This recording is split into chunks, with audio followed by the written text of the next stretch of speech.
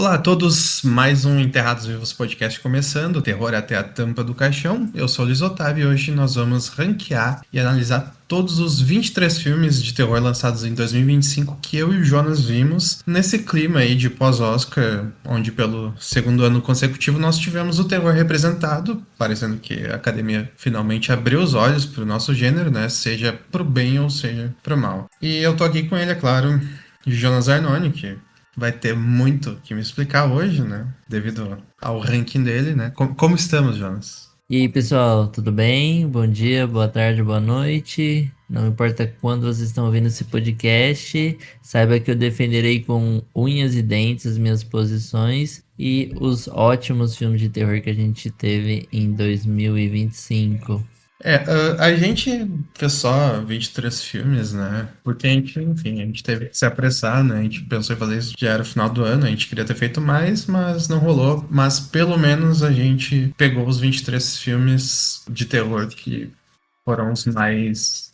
Foram os filmes de mais nome do ano, digamos assim, né? E é deles que a gente vai falar. Dois filmes que a gente deixou de fora, que eu gostaria de explicar para vocês, né? O primeiro é o Frankenstein, tá? Que a gente simplesmente esqueceu da existência dele por algum motivo, né? A gente nem sabe se é terror ou não, porque a gente, de fato, não assistiu até. Pedimos desculpas para vocês, mas enfim, Frankenstein vai estar fora da nossa lista. E o Megan 2.0, que sim, a gente assistiu, mas não é um filme de terror, né? É um filme da Marvel, basicamente. E não assistam, não deem dinheiro pra essa galera. Filme que se achou muito grande pra continuar no gênero de terror. Eu acho que não valeria nem nossa menção, a não ser pelo motivo de que a gente tá explicando pra vocês o porquê que esse filme ficou de fora, né?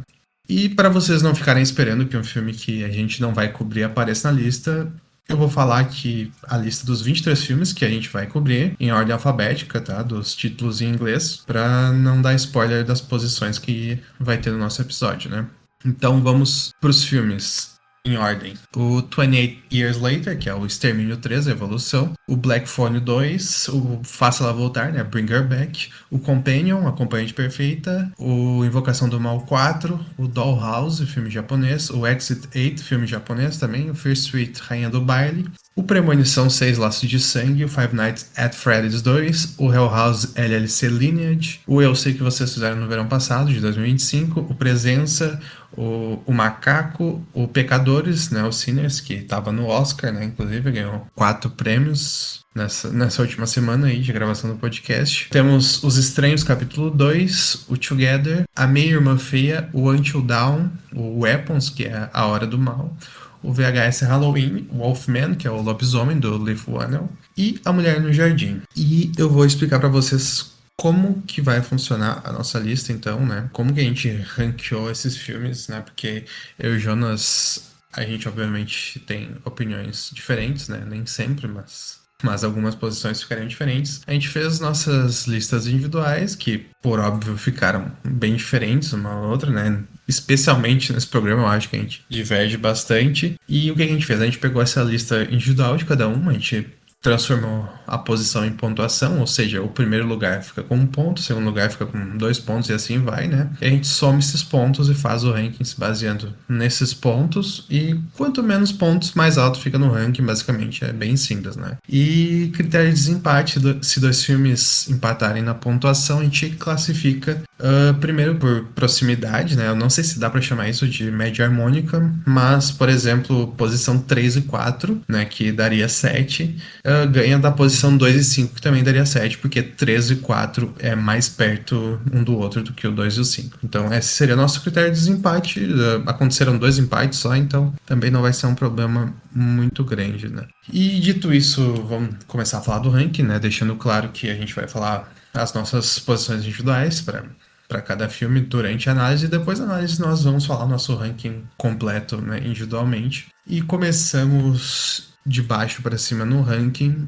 E em último lugar, né, o 23º lugar, com uma pontuação perfeita de 46 pontos, ou seja, ficou em 23º nas duas listas, né, na minha e do Jonas. Nós temos Five Nights at Freddy's 2, da Emma Tammy, que é a mesma diretora do 1, né, com o Josh Hutcherson, essa posição aí, né? Que é acho que uma das pouquíssimas que a gente concordou, né? O que que faz desse filme o pior filme de terror de 2025 pra ti? Acho que o fato dele existir, né? Faz Ah, dele ser o pior filme de terror de 2025, né? O filme é horrível, muito fraco, devagar, entediante, desinteressante, não dá medo, é voltado para o público infantil, não que isso seja um demérito, mas nesse caso é. E é um filme muito ruim no geral, e eu gostaria de não ter passado 2 horas da minha vida assistindo isso. 1h30, na verdade, mas foram 1h30 bem torturante. E você, o que você acha? é que tá, tipo, esse argumento do público infantil, tipo, eu vi bastante, tá? Mas o que eu vi de marmanjo defendendo isso, falando, tipo, vocês não pegaram as referências. Eu acho que o primeiro filme é um filme decente, sabe? E, e é um filme voltado pro mesmo público, então. Eu não sei até que ponto cola essa desculpa de que foi um filme feito pra criança, né? Eu acho que o problema dele parece que ele foi feito por uma criança, né? Não, não pra uma criança. É um filme sem pé nem cabeça, né? Eu acho que comparando ele com o primeiro filme, assim, o primeiro filme até que era divertido, eu acho que o drama familiar, assim, claro, apesar das atuações não serem grande coisa, era relativamente bonito, sabe? Eu me importava com os personagens. O Josh Hutcherson pode não ser um bom ator, mas eu acho pelo menos que ele é uma pessoa que eu consigo me identificar às vezes, só que esse filme simplesmente jogou tudo fora, sabe? A criança do filme, né, que eu até esqueci o nome da atriz aqui, ela tá tendo uma das piores atuações que eu já vi na vida, principalmente porque o roteiro não ajuda nela, né? Tipo, é um negócio tipo, ela era uma criança no primeiro filme que tu compreendia as atitudes dela. Nesse, ela simplesmente quer ser amigo dos bonecos animatrônicos, assim, e ela tá disposta a do nada brigar com a única família que ela tem pra ser amiga desses bonecos que tentaram matar ela no primeiro filme. Então, é um negócio sem pé nem cabeça, assim. Eu acho que é facilmente não só o pior filme do ano, mas um dos piores filmes que eu já vi na minha vida.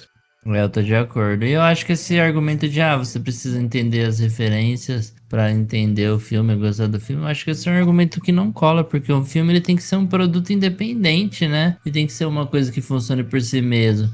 Tem que, tipo, por exemplo, acho que ter referências, ter camadas de interpretações para fãs da franquia, né? Fanservice. Eu acho que é legal, adiciona muita experiência, mas o filme só funcionar nessas condições de tendo essas referências e tendo esse conhecimento prévio acaba limitando a experiência da galera que tá lá pra curtir o filme como um produto isolado, né? E eu acho que esse argumento ele mais depõe contra o filme, assim, do que acaba sendo um argumento que acaba ajudando o filme, sabe? Acho que não faz muito sentido usar ele pra justificar a qualidade do filme, ou pelo menos passar um pano, sabe? Então, tanto como eu também não acho que ser um filme voltado para o público infantil também seja justificativo também, né? Porque não é porque é voltado para criança que tem que ser um negócio mal feito ou tosco, né? Só usar outras linguagens, né? Linguagem cinematográfica, linguagem de roteiro, né? Que aproxime desse público, né? Não necessariamente que. Enfim. Acho que deu pra entender a linha de raciocínio, né? Sim. Vamos passar pro próximo, então, né? Que a gente tá com. A gente tem que fazer isso rápido, né? Menos rápido do que no último, que era 200 filmes, mas dessa vez a gente não quer fazer um episódio de 3 horas e meia, né? Em 22ª posição, né? Penúltima posição. Esse filme ficou em 22º na lista do Jonas e em 21º na minha lista, então com 43 pontos. O penúltimo colocado é o Hell House LLC Lineage, dirigido pelo Stephen Cognetti, que é o mesmo diretor dos outros Hell House. Enfim, é o quinto filme da franquia Hell House LLC, que dessa vez ele abandona completamente found footage para expandir a lore dele, né? E eu acho que é isso que faz a gente entender por que o found footage é um subgênero tão assustador, já que tudo aqui dá muito menos medo, né? A franquia REC fez isso também a partir do terceiro filme, né? E conseguiu até que entregar um filme decente pra gente. Eu acho completamente justificável que as franquias que queiram expandir a lore, abandone found footage, porque não tem como tu ter sempre uma desculpa pra ter alguém com uma câmera na mão filmando tudo pra ti, né?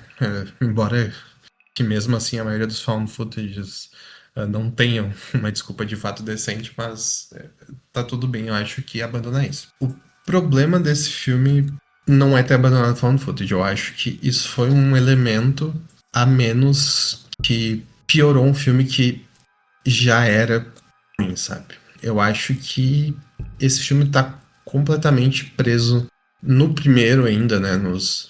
Talvez nos dois primeiros, Hell House, em relação ao quesito medo mesmo, né? Porque eu vi, tipo, do 2 ao 5 praticamente sequência, sabe? Vi os 4 filmes em 4 dias e ainda é aquela mesma coisa daquele boneco, né? Que é aquele boneco de palhaço simplesmente parado ali, né? Criando atenção a partir se esse boneco vai se mover, sabe? E esse filme ele até tenta fazer diferente, às vezes o boneco se move mesmo e é até mais expositivo. Isso pra mim piora o cenário, então acho que é uma junção de coisas que fez esse filme ser de longe o pior da franquia, né? E além disso, eu acho que ele é super complicado de uma maneira completamente desnecessária, sabe? Ele parece que foi feito só para alguns fãs extremamente hardcore da franquia entenderem ele, porque ele faz muita referência o tempo todo. Se tu perdeu um detalhe do terceiro filme, que já não é um filme muito bom, tu já não vai entender a história desse aqui. E tudo bem, alguém até pode falar que, tu que não entendeu, porque tu não entende, sabe? Mas eu acho que não. Normalmente eu entendo os filmes. E pra mim isso aqui tá muito complicado e acho que merece um lugar bem baixo na lista do jeito que tá. O que tu acha, Jonas? Não, tô 100% de acordo com a sua opinião. Eu acho que sair do Found Footage por um lado foi bom, né? Porque ele abre outras possibilidades de cena, outras possibilidades de lore mesmo, como você falou, né? Só que ao mesmo tempo ele acaba demonstrando, assim, que o diretor ele tem uma fragilidade, assim, em construir cenas de tensão, né? E construir cenas mais interessantes no geral mesmo, sabe? Acaba limitando. Acaba muitas vezes até expondo a falta de qualidade dos cenários e tal, e da decupagem no geral, né? E não acho que foi uma escolha ruim, né, de ter saído, porque foram 4 filmes filmados da mesma forma, né, e utilizando a mesma fórmula, e poderia ter ficado batido fazer uma coisa parecida de novo, né? E eu acho que a ideia foi muito legal, mas ao mesmo tempo acabou expondo essas coisas, sabe? E eu também senti muito essa dificuldade de entender o filme no geral, né? Tipo, o filme acabou e eu fiquei me perguntando assim, qual que é o sentido desse filme existir, sabe? É pra explicar a lore e amarrar as coisas, né? Foi essa impressão imediata que eu tive. Aí eu tentei procurar opiniões de críticos diversos, né, da galera, e vi que era exatamente isso daí mesmo que o filme existia, sabe? Eu também geralmente sou um cara que entende as coisas que estão acontecendo ali, né? E o filme ele fica se agarrando nessas coisas e essas questões de lore e de explicar coisas que aconteceram no passado, por que que ela explicou, mas ao mesmo tempo o filme acaba e você não entende nada do que aconteceu ali, sabe? Parece que são várias cenas jogadas ali de qualquer forma, assim, uma sequência lógica muitas vezes, sabe? E por essa falta de conseguir entender o filme mesmo, eu acho que ele ficou tão baixo, assim, porque tem elementos legais e tal. Acho que até você criticou o elemento dos palhaços ali, não se mexeram, mas eu acho que até que funcionou bem nesse filme e tal, no geral. Mas o resto, sim. É um monte de cena amontoada e jogada ali, infelizmente, sabe? Porque eu adoro a franquia, adoro os filmes e tal, mas eu achei que esse filme foi completamente desnecessário e uma ideia muito mal executada. Eu não sei se ela era uma ideia necessária, mas já que ela existe, ela é muito mal executada. E pra mim também, tipo, nessa questão do filme ser difícil de entender, tem o drama do filme, né? Que ele pega uma personagem, se eu não me engano, do terceiro filme pra ser protagonista, né? Que é a única sobrevivente, né, do Hell House, né? Do Abaddon Hotel, né? Que eles falam. E, sinceramente, eu nem lembrava da existência dela e eu tinha visto o filme 2 dias antes, sabe? E eu acho que o drama também se resolve todo ao redor disso, né? E esse é o problema. Eu acho que ele até chega a ser bem construído até certo ponto, mas ele te força a lembrar de coisas que tu claramente não vai lembrar, porque ele tá referenciando filmes ruins da franquia, né? Que, que é o terceiro, né? Que, na minha opinião, é ruim, né? Ótimo Mas, filme. é, bom. Mas o filme foca bastante no drama, né? Isso é um negócio que dá pra ver assim, e é um negócio que parece que ele seria comovente em um contexto onde tu tivesse entendido tudo, mas o filme, a construção dele, a estrutura dele, torna impossível de tu entender o que tá acontecendo, sabe? Porque é muito complicado mesmo. Não existe um desenrolar da história, sabe? O que existe é puramente 80, 90 minutos de referências a outros filmes e uma esperança de que as pessoas simplesmente tenham decorado os outros filmes, né? Infelizmente. Isso, e tanto que o filme ele basicamente depende muito de um plot twist pra funcionar, né? Não, na verdade, nem sei se o filme depende do plot twist pra Uhum. funcionar. Mas tem um plot twist lá no filme que o filme basicamente cria tensão o tempo inteiro pra chegar nele. E quando ele chega é tipo indiferente, porque você não liga pra aqueles personagens que estão ali e você não consegue entender o porquê que eles estão ali. É tudo simplesmente muito jogado e essa reviravolta acaba perdendo totalmente o sentido de existir ali, sabe? Você fica tipo assim, ah, mano, quem são essas pessoas? E era isso que esse filme tava querendo me contar. Mas eu nem sei quem eles são e o que que eles estão fazendo aí, tá ligado? Tive essa impressão. Então vamos pro 21º colocado, que foi o 20º colocado do Jonas e o 22º colocado da minha lista. Na posição 21 nós temos com 42 pontos A Mulher no Jardim, que é dirigido pelo Jaume Collet Serra, que tem grandes filmes no currículo, como A Órfã e Casa de Cera, e eu particularmente amo A Casa de Cera. Tá? Só que aqui foi um pouco diferente. Né?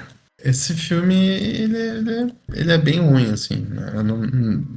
É um filme tão ruim, assim, que eu lembro muita pouca coisa dele, né? Eu vou ter que recorrer às minhas anotações aqui. É um filme que lembra muito um outro filme muito ruim também, que lançou em 2024, o The Deliverance, né? Que também é sobre uma mãe solteira, negra, pobre, toda fodida, sabe?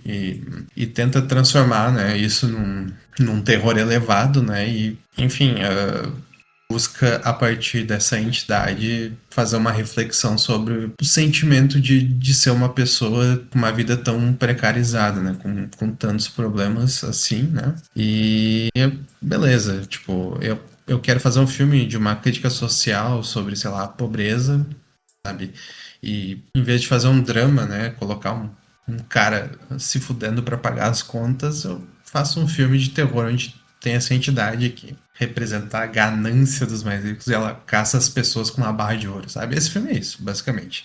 Eu até gosto da ideia, não da metáfora que é essa mulher que tá no jardim, mas eu gosto pensando em questão de medo mesmo, né? De susto, dessa ideia que tem uma mulher parada no teu jardim e ela tá se aproximando aos poucos, né? Eu acho que isso é bom, mas eu acho que toda a ideia do filme no geral mata e por ser um filme ruim mesmo, né? Eu nem sei muito o que falar, assim. É, então, na verdade eu achei esse filme uma metáfora um pouco mais óbvia sobre a depressão no geral, né?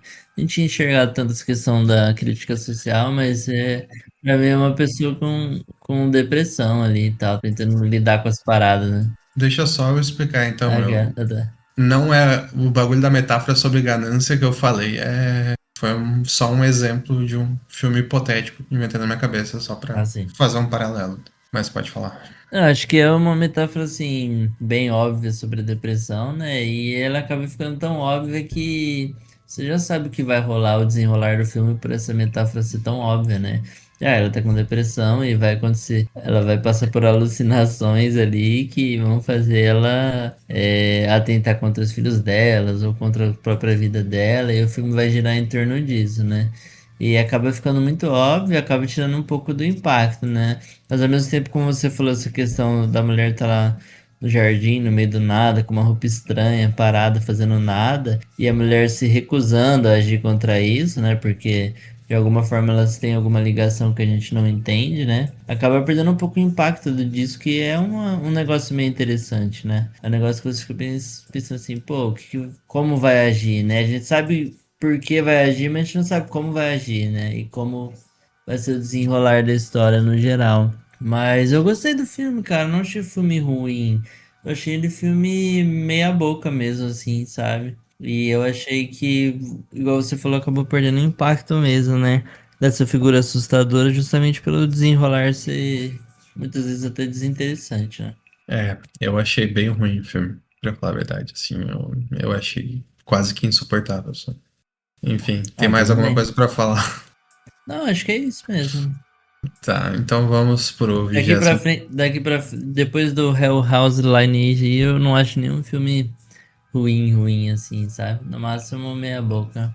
Bom, então, isso quer dizer que tu acha o nosso próximo filme meia boca, é isso? Eu acho um filme meia boca. Então, em 20º lugar, nós temos Presence, ou Presença em português, que ficou em 21º no ranking do Jonas, em 19º no meu, com 40 pontos no total. Esse filme é dirigido pelo Steven Soderbergh, que é um diretor relativamente grande, né? Ele é o diretor da franquia 11 Homens e um Segredo, e também do Magic Mike, aquele filme dos stripper gostosão, né? E nós temos também a Lucy Liu do nada fazendo um filme de terror, né? Enfim, eu também acho esse filme ruim, tá? Apesar de ele ter ficado um pouco mais em cima na lista, né? Esse, pra mim, é outro filme que eu poderia ficar basicamente uma hora reclamando dele e como esse tipo de filme é um problema para os filmes de terror e como esse tipo de filme foi feito por causa do saturamento do terror elevado, né? De tu ser obrigado a trazer uma mensagem muito profunda e às vezes até meio óbvia em cada filme, né? E, enfim, eu acho que é aí que a gente vê o desmerecimento, né? E porque o negócio é tipo, nossa, como o Steven Soderbergh e a Lucy Liu são humildes em vir pra esse gênero de merda que é o terror e fazer dinheiro em cima de nós, otários, né? Com o pai dos filmes medíocres, mas que com certeza vai ter alguém pedindo um Oscar pra Lucy Liu por fazer uma das piores atuações da carreira dela. Enfim, esse filme ele é muito mais aclamado do que o The Monkey, por exemplo, né, que é um filme essencialmente muito melhor que ele, Que crime, hein? é, enfim, não tem as nuances idióticas de terror elevado que esse filme tenta passar pra gente, né? Enfim, eu não acho que é culpa deles, né? E como eu falei antes, eu gosto de terror elevado, eu só acho que esse filme não funciona e o que me pega mais mesmo é como esse filme, ele foi bem nas críticas, sabe? Nem sei se foi bem nas críticas no geral, mas como tinha muita gente elogiando esse filme, que é um filme extremamente meia boca, assim, né? O que tu achou desse filme, Jonas? É, eu tô de acordo, é um filme muito meia boca. Porque, desde as escolhas de câmera, as escolhas de ângulo, os sustos que ele tenta entregar, sabe? Um negócio muito tosco, parece um trabalho de faculdade de alguém, sabe? Tipo um TCC de cinema de uma faculdade pública, assim, tá ligado? A cor do filme é feia, os ângulos são feios, a tensão é tosquíssima e, sei lá, o filme simplesmente não funcionou pra mim de nenhuma forma. Só o que eu achei legal foi o menino antagonista ali, né? Que você não espera muito que ele seja tão canalha dessa forma como ele age, acaba gerando uma certa surpresa. Mas tirando isso, não tem nenhum elemento positivo assim no filme, tirando esse jovem garoto que é maldade pura. E filme completamente tosco. Eu acho que, tipo, ele também ganhou um pouco de notoriedade, né? Ele não é um filme famoso assim, mas a crítica gosta dele até certo ponto, né? Eu acho que é por ele tentar ser um filme único, né? Tipo, ele é quase como se fosse um found footage, mas é no ponto de vista do fantasma que tá assombrando essa casa, né? Só que, tipo, ele tem esse tom experimental, mas ao mesmo tempo ele faz um experimento que antes já foi experimentado por vários outros filmes, né? Então, ele é basicamente uma mistura da cena de abertura do Halloween, do Carpenter, né? E de A Ghost Story, né? De 2017, aquele filme que é drama, só que muito mais monótono e menos carregado de drama, assim, tipo. E eu não sei mais falar sobre esse filme, porque, sinceramente, é um dos filmes mais esquecíveis que eu já vi na minha vida. Mas, assim, ó, pra ser sincero, quem quiser olhar pode olhar. Eu acho que na minha lista individual ele foi o 19º, né? O meu 20º vai ser o próximo. Mas eu acho que a partir dele os filmes deixam de ser horríveis, sabe? Acho que é um filme decente, assim, que dá pra tu assistir, né? Meio chato, mas eu entendo muita gente não gostar. Eu só fico bravo quando ele é comparado com outros filmes com uma certa superioridade, né? Só por ele ter esse aspecto mais cult, assim, né? E como tu falou, um filme bem esteticamente qualquer coisa pra mim também. Parece um negócio gravado assim numa GoPro, sabe? No geral. Uhum. Não só pelos ângulos meio abertos, assim, né? Pela essa lente mais aberta, mas a questão de cor, resolução mesmo, assim, sabe? Parece que não teve uma pós-produção ali no geral. Achei tosquíssimo visualmente. Então vamos pro 19º. Bora. Na minha 20ª posição e na 18ª posição do Jonas, com 38 pontos, o nosso 19º colocado é o Rua do Medo, Rainha do Baile, Fear Street Prom Queen, do Matt Palmer.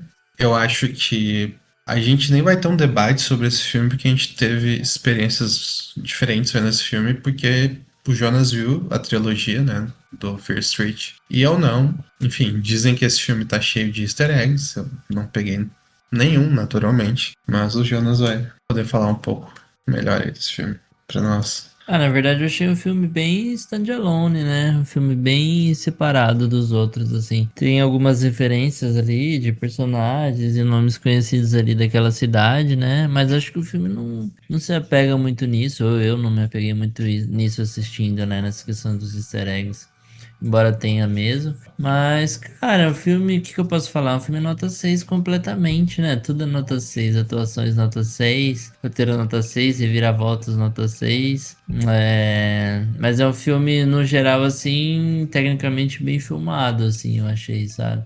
Uns ângulos de câmera legal, umas escolhas de cena muito bem feitas pelo diretor, mas é um filme completamente esquecível, assim, pra você assistir numa sexta-feira à noite, sem nada pra fazer em casa. Faz um balde de pipoca e assistir Rua do Medo, Rainha do Baile. E você, o que que você achou? É, cara, assim, eu pensei por 5 segundos agora e eu meio que me arrependi de colocar esse filme atrás do Presence, porque eu acho que eu me diverti em alguns momentos vendo esse filme, mas se eu trocasse os dois de posição, não ia mudar nada no nosso ranking final, de qualquer jeito. Mas, cara, assim, eu acho que tem momentos, assim, uma coisa que eu gostei muito do filme foi a vilã, né? Eu acho que ela me lembra uma pessoa que eu conheço pessoalmente, pode ser por isso também. É, Mas ela é basicamente a Regina George do filme, né? Interpretada pela Fina Straza, que eu achei ela bem carismática, né? Enfim, talvez por questões pessoais, mas fora isso, pra mim foi só um filme tentando ser muito descolado, assim. Eu não falei muito do Megan 2.0, né? Porque ele não tá na nossa lista, mas basicamente o Megan 2.0 é um filme que tá a cada cena tentando viralizar no TikTok, sabe? E eu acho que esse filme faz muita coisa parecida, assim. E, sei lá, pra mim é um filme nota 4, assim, no máximo, sabe? nossa, Mas, enfim, não, você tá muito rigoroso, cara. cara, eu não sei. Pra mim, tipo, eu até dou uma colher de chá pra ele, porque ele parece um filme com um orçamento muito mais baixo do que ele provavelmente tem, né? E vale lembrar que ele é um spin-off, né? Mas ele ainda assim, ele é um filme de uma série de sucesso relativo da Netflix, né? E pra mim tem uma cena que ilustra muito bem isso. Eu até anotei aqui que é uma das mortes, eu nem lembro o que acontece, mas tem uma mina segurando as próprias tripas. Só que dá pra ver muito claramente que ela tá só segurando um monte de tripa falsa, sabe? Que não tá nem perto de estar ligado ao corpo dela, né? E pode ser intencional, mas eu duvido muito que seja, né? Porque, beleza, pode ser intencional porque o filme quer ter uma característica mais adolescente e não quer ir tanto pra um realismo visceral, né? Mas, de qualquer jeito, é muito ruim, né? Se for pra fazer isso, nem faz. Eu não sei se tu lembra dessa cena, mas. Não tô nem lembrando de tão É, esquecido que é é. esse filme. Mas é uma maquiagem muito feia, assim. Cara, e maquiagem eu acho que é a coisa que eu menos entendo, assim, no cinema no geral, mano.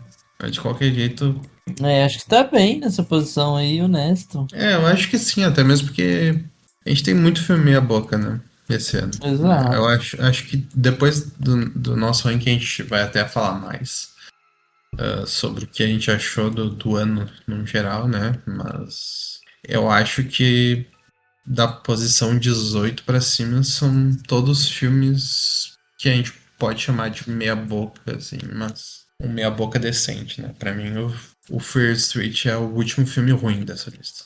Ah, na verdade, eu, igual ali da Mulher do Jardim pra frente, assim, não acho filmes. São filmes ruins, mas assim, não é nada que me ofende, sabe? É algo tipo assim, eu assisto na marra, mas não fico revoltado de raiva de tão ruim, sabe?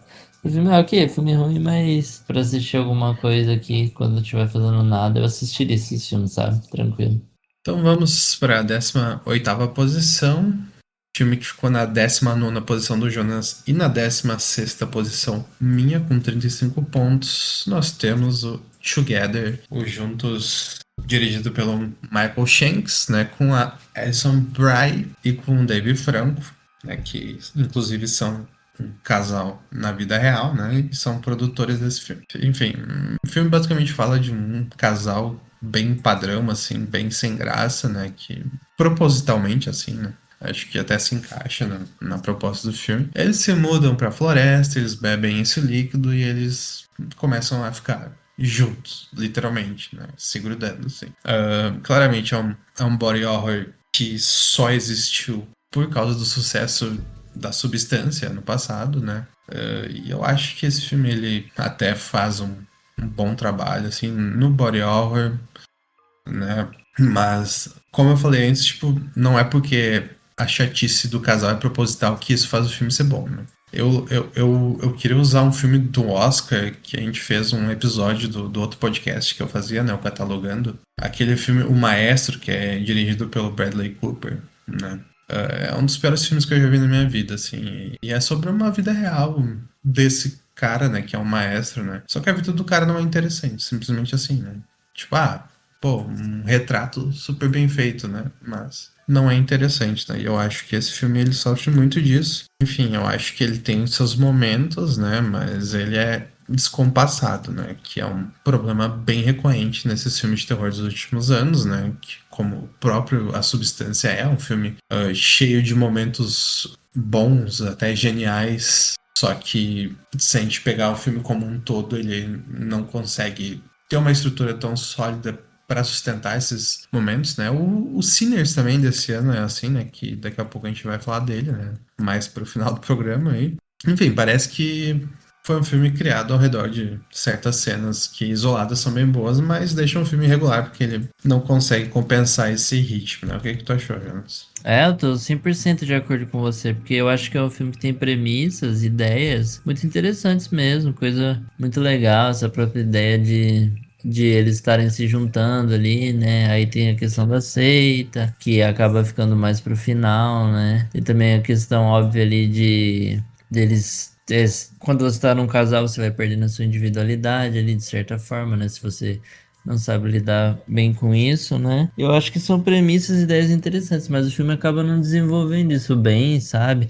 Aí no final ele descamba por uma galhofa completa, assim, sabe? Que eu não sei se tem a ver com o tom do filme, sabe? Negócio que acaba não se levando a sério, mas o filme se levou a sério, tipo, por 1h40 e nos últimos 15 minutos ele descamba por uma galhofa total, sabe? E eu acho que são ideias ótimas e tem uma tensão ali durante todo o filme que no final eles simplesmente jogam isso fora, sabe? A troco de nada, porque não é nem impactante aquilo que eles fazem, sabe? Tipo, parece que eles ficaram sem ideias mesmo e falaram assim, faz qualquer coisa aí, sabe? Quando você já tá de saco cheio de fazer um trabalho.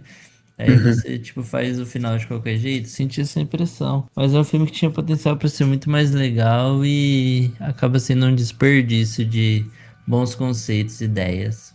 Até mesmo porque eu gosto também bastante dessa dinâmica do casal ser um casal bem chato, padrão, assim, né? Que nem eu falei antes, ele não consegue capitalizar isso num filme necessariamente bom, né? E aí o casal chato é só um casal chato mesmo. Mas a ideia ali, né, de toda a metáfora, de tu pegar uma questão de individualidades, questão de enfim, de problemas de um casal médio, né? Eu acho que muita gente se identifica com isso, assim. E, sei lá, cara, assim, esse filme é meia boca, assim, tem todos esses problemas, mas eu acho que ele podia estar um pouco mais alto que isso na nossa lista, de qualquer jeito. E que nem tu costuma falar, eu acho que é um filme aí, sei lá, vocês que namoram, vocês que estão ouvindo aí, que tem namorado, namorada, né? É um filme bom pra olhar numa sexta-feira à noite, sabe? Ah, eu não sei se me pega tanto assim achar que ele deveria estar melhor, porque tem conceitos muito feras, tipo aquela gruta lá, sabe? A questão meio de outra dimensão acontecendo ali ao mesmo tempo e eles não estarem entendendo nada. Aí é uma questão meio de dimensões diferentes, mas ao mesmo tempo é uma seita, sabe? São conceitos legais que acabam ficando mal solucionados, mal resolvidos, isso e descambando numa galhofa depois, então, sabe? Acaba tirando muito do impacto do filme pra mim. Mas com certeza não é um filme que você passa raiva assistindo, não. Pode até se divertir bastante, né? Pode sim, porque. Assistam com o par romântico de vocês, né? Aproveitem que vocês têm. 17º lugar foi a 16ª posição do Jonas e a 18ª minha, totalizando 34 pontos. Nós temos o VHS Halloween, né? Que, como de costume, tem vários diretores, né? Cada diretor faz uma passagem do filme, né? Para quem não conhece a franquia VHS, é basicamente uma antologia que, enfim, os filmes são ligados. Eles basicamente não são ligados, mas eles são ligados por uma história geral, assim, de uma pessoa que acha algumas fitas. Tudo bem que a franquia meio que desistiu disso nos últimos filmes, mas, enfim.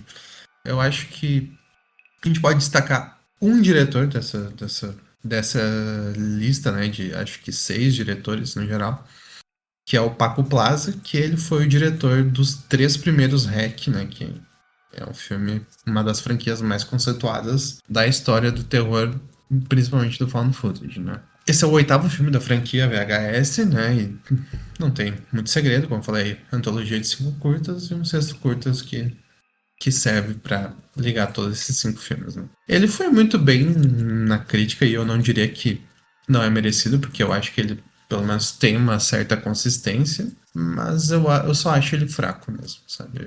Dos que eu vi 4 Recs, né? Eu vi o primeiro e os últimos 3 que lançaram, né? E pra mim esse foi o mais fraquinho, tá? Ele ainda é um filme que ele pode divertir, como sempre. Algumas fitas são melhores que outras, isso torna o filme mais difícil de avaliar. Mas, no geral, eu achei elas fracas, apesar de serem tecnicamente bem feitas e acima do padrão da franquia, né? O que tu achou no geral, Jonas, desse filme? É, no geral eu achei o mesmo filme repetido, sabe? É o mesmo filme das outras vezes. Mesmo VHS, mesmo esquema, mesma fórmula, sabe? Isso acabou tirando um pouco do quanto eu gosto desse filme, sabe? Eu gostei da história do Paco Plaza, achei irregular, achei que ele poderia fazer mais com o talento que ele tem, né? Mais interessante. E a história das meninas na casa lá de bonecas lá, eu gostei bastante dessa história. As outras pra mim são bem fracas, assim, no geral, principalmente aquela da Coca-Cola, lá do refrigerante, né? Da It Fantasma, eu acho. E acabou não rolando pra mim, perdendo tanto tempo naquela história fraca, sabe? Mas, no geral, vale a pena assistir. Enfim, a gente tem o Diet Fantasma, né? Que é o filme que liga todos os outros, né? Que é basicamente eles estão testando essa Coca-Cola aí do diabo, né? Que eu acho que é ok, sabe? É criativo, assim. Se tem uma coisa que não dá pra reclamar desse filme e da franquia VHS, na real, eu acho que é criatividade. Porque, apesar do Jonas ter falado que é repetitivo, eu acho que eles, apesar de terem uma estrutura sempre igual, eles conseguem trazer coisas criativas sempre, né? Enfim, tem o Cuti Cuti Cu, acho que é assim que fala, que é um curta que basicamente grita lenda urbana, né? Que foi o que o Jonas falou que gostou bastante, que duas amigas e ela sai pra pedir doces, mesmo sendo adulta, e enfim, elas entram numa casa que é assombrada por essa entidade, né? Que faz basicamente adultos imaturos de filhos, né? E, enfim, o problema dessa é, pra mim, e eu vi muita gente comentando isso, tem uma foto de IA no meio do segmento, né? E isso pra mim, eu percebi na hora e ficou bem ruim, assim, apesar do Belo olho. segmento no geral ser ok, sabe? E tem o Utsupra Sic Infra, que é um nome em latim, esse que é o dirigido pelo Paco Plaza, que é aquele que eles vão investigar uma casa e, enfim, no final o pessoal começa a voar e tal. Eu gostei bastante desse final, mas eu acho que falta alguma coisa pra ele atingir o potencial dele, sabe? É, eu também acho isso. É bem legal, mas eu acho que poderia ser melhor. E temos o fansize, que pra mim é o melhor segmento do filme, que é aquele que o pessoal acha uns doces estranhos na frente de uma casa e acaba entrando pra essa outra dimensão, onde eles vão acabar virando os doces, né? Que eles descobrem que os doces estranhos são parte de outros humanos que entraram dentro dessa casa. Pra mim, foi um uso de técnica de terror analógico muito boas, né? Que eles deram essa sensação de outra dimensão, sabe? E isso é sempre bom quando dá certo, porque faz ter um sentimento de que tu tá vendo algo que tu não deveria estar vendo, né? E isso é um dos principais gatilhos de medo que existem. E pra mim a história no geral, assim, foi bem divertida e bem legal. Esse eu achei bem legal também, mas eu achei que acabou ficando meio galhofa e tal, e os outros não foram tão galhofados assim, eu achei que É, destoou um pouco o tom, sabe? Mas é legal também, tirando isso. eu concordo que ele poderia ter se levado mais a sério, mas a partir do momento que tem um doce que é um tico, tu meio que já sabe pra onde que o negócio vai ir, então acho que meio que já era. Mas de qualquer jeito eu também acho que poderia ter se levado mais a sério. Como eu falei antes, eu acho que o filme no geral é fraco e esse aqui não é tão diferente, apesar de ainda achar melhor. A gente tem o Kid Print, que é aquele que tem criança sequestrada, né? Que muita gente eu vi falando que era um dos melhores segmentos da história do VHS, mas pra mim pareceu totalmente fora do personagem esse segmento, sabe? Parece que destoa assim de qualquer filme VHS, parece que não é pra estar ali, sabe? Parece que é um negócio meio que true crime, assim, que não sei, sabe? Eu achei bem ruim esse também. E tem o último, que é o Home Hunt, né? Que basicamente é a mesma história do Hell House LLC do primeiro, né? Que é, tem essa casa mal assombrada, que na verdade é só aquelas casas de terror, né? De tu entrar com teus amigos tomar sustinho, mas acaba virando uma casa mal assombrada de verdade. E eu achei legalzinho esse também, achei criativo, mas também nada demais. É bem Hell House mesmo, bem esperado. É, ah, e era isso, eu acho, desse filme, né? É, nota 6 total. É, pra mim nota 5. É, eu acho que é nota 5 mesmo, pensando bem. Ah, Esse foi um que quanto mais estava chegando no final, assim, mais eu queria que acabasse logo.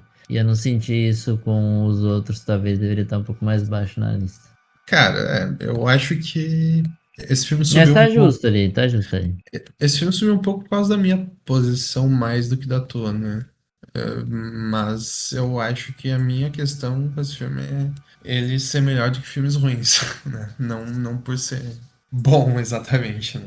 Enfim, vamos pro 16º lugar. Ficou em 15º em ambas as listas, minhas e do Jonas, com 30 pontos, né? Dirigido pelo Michael Chaves. Nós temos o Invocação do Mal 4, O Último Ritual. E o Michael Chaves também dirigiu o Invocação 3, o A Freira 2. Naturalmente a gente tem esse encerramento de arco, né, do Ed e da Lorraine, né, que são inspirados nos dois investigadores paranormais da vida real, né, que, enfim, realmente existiram, né, com a Vera Farmiga e o Patrick Wilson, dois bons atores interpretando eles. E eu acho que eu vou deixar o Jonas começar falando desse filme, porque ele parecia bem indignado.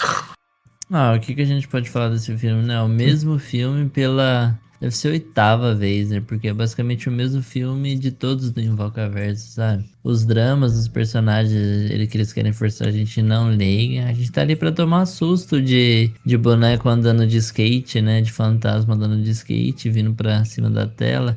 Tomar jump scare de novo.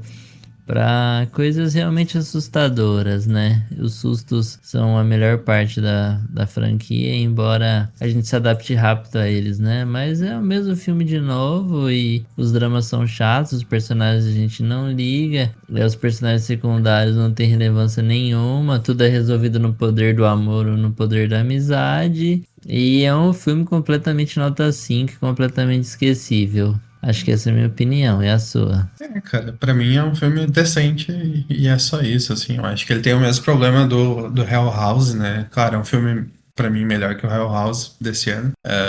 Mas existe essa saturação de entidades, né? E dessa vez com a Annabelle, né?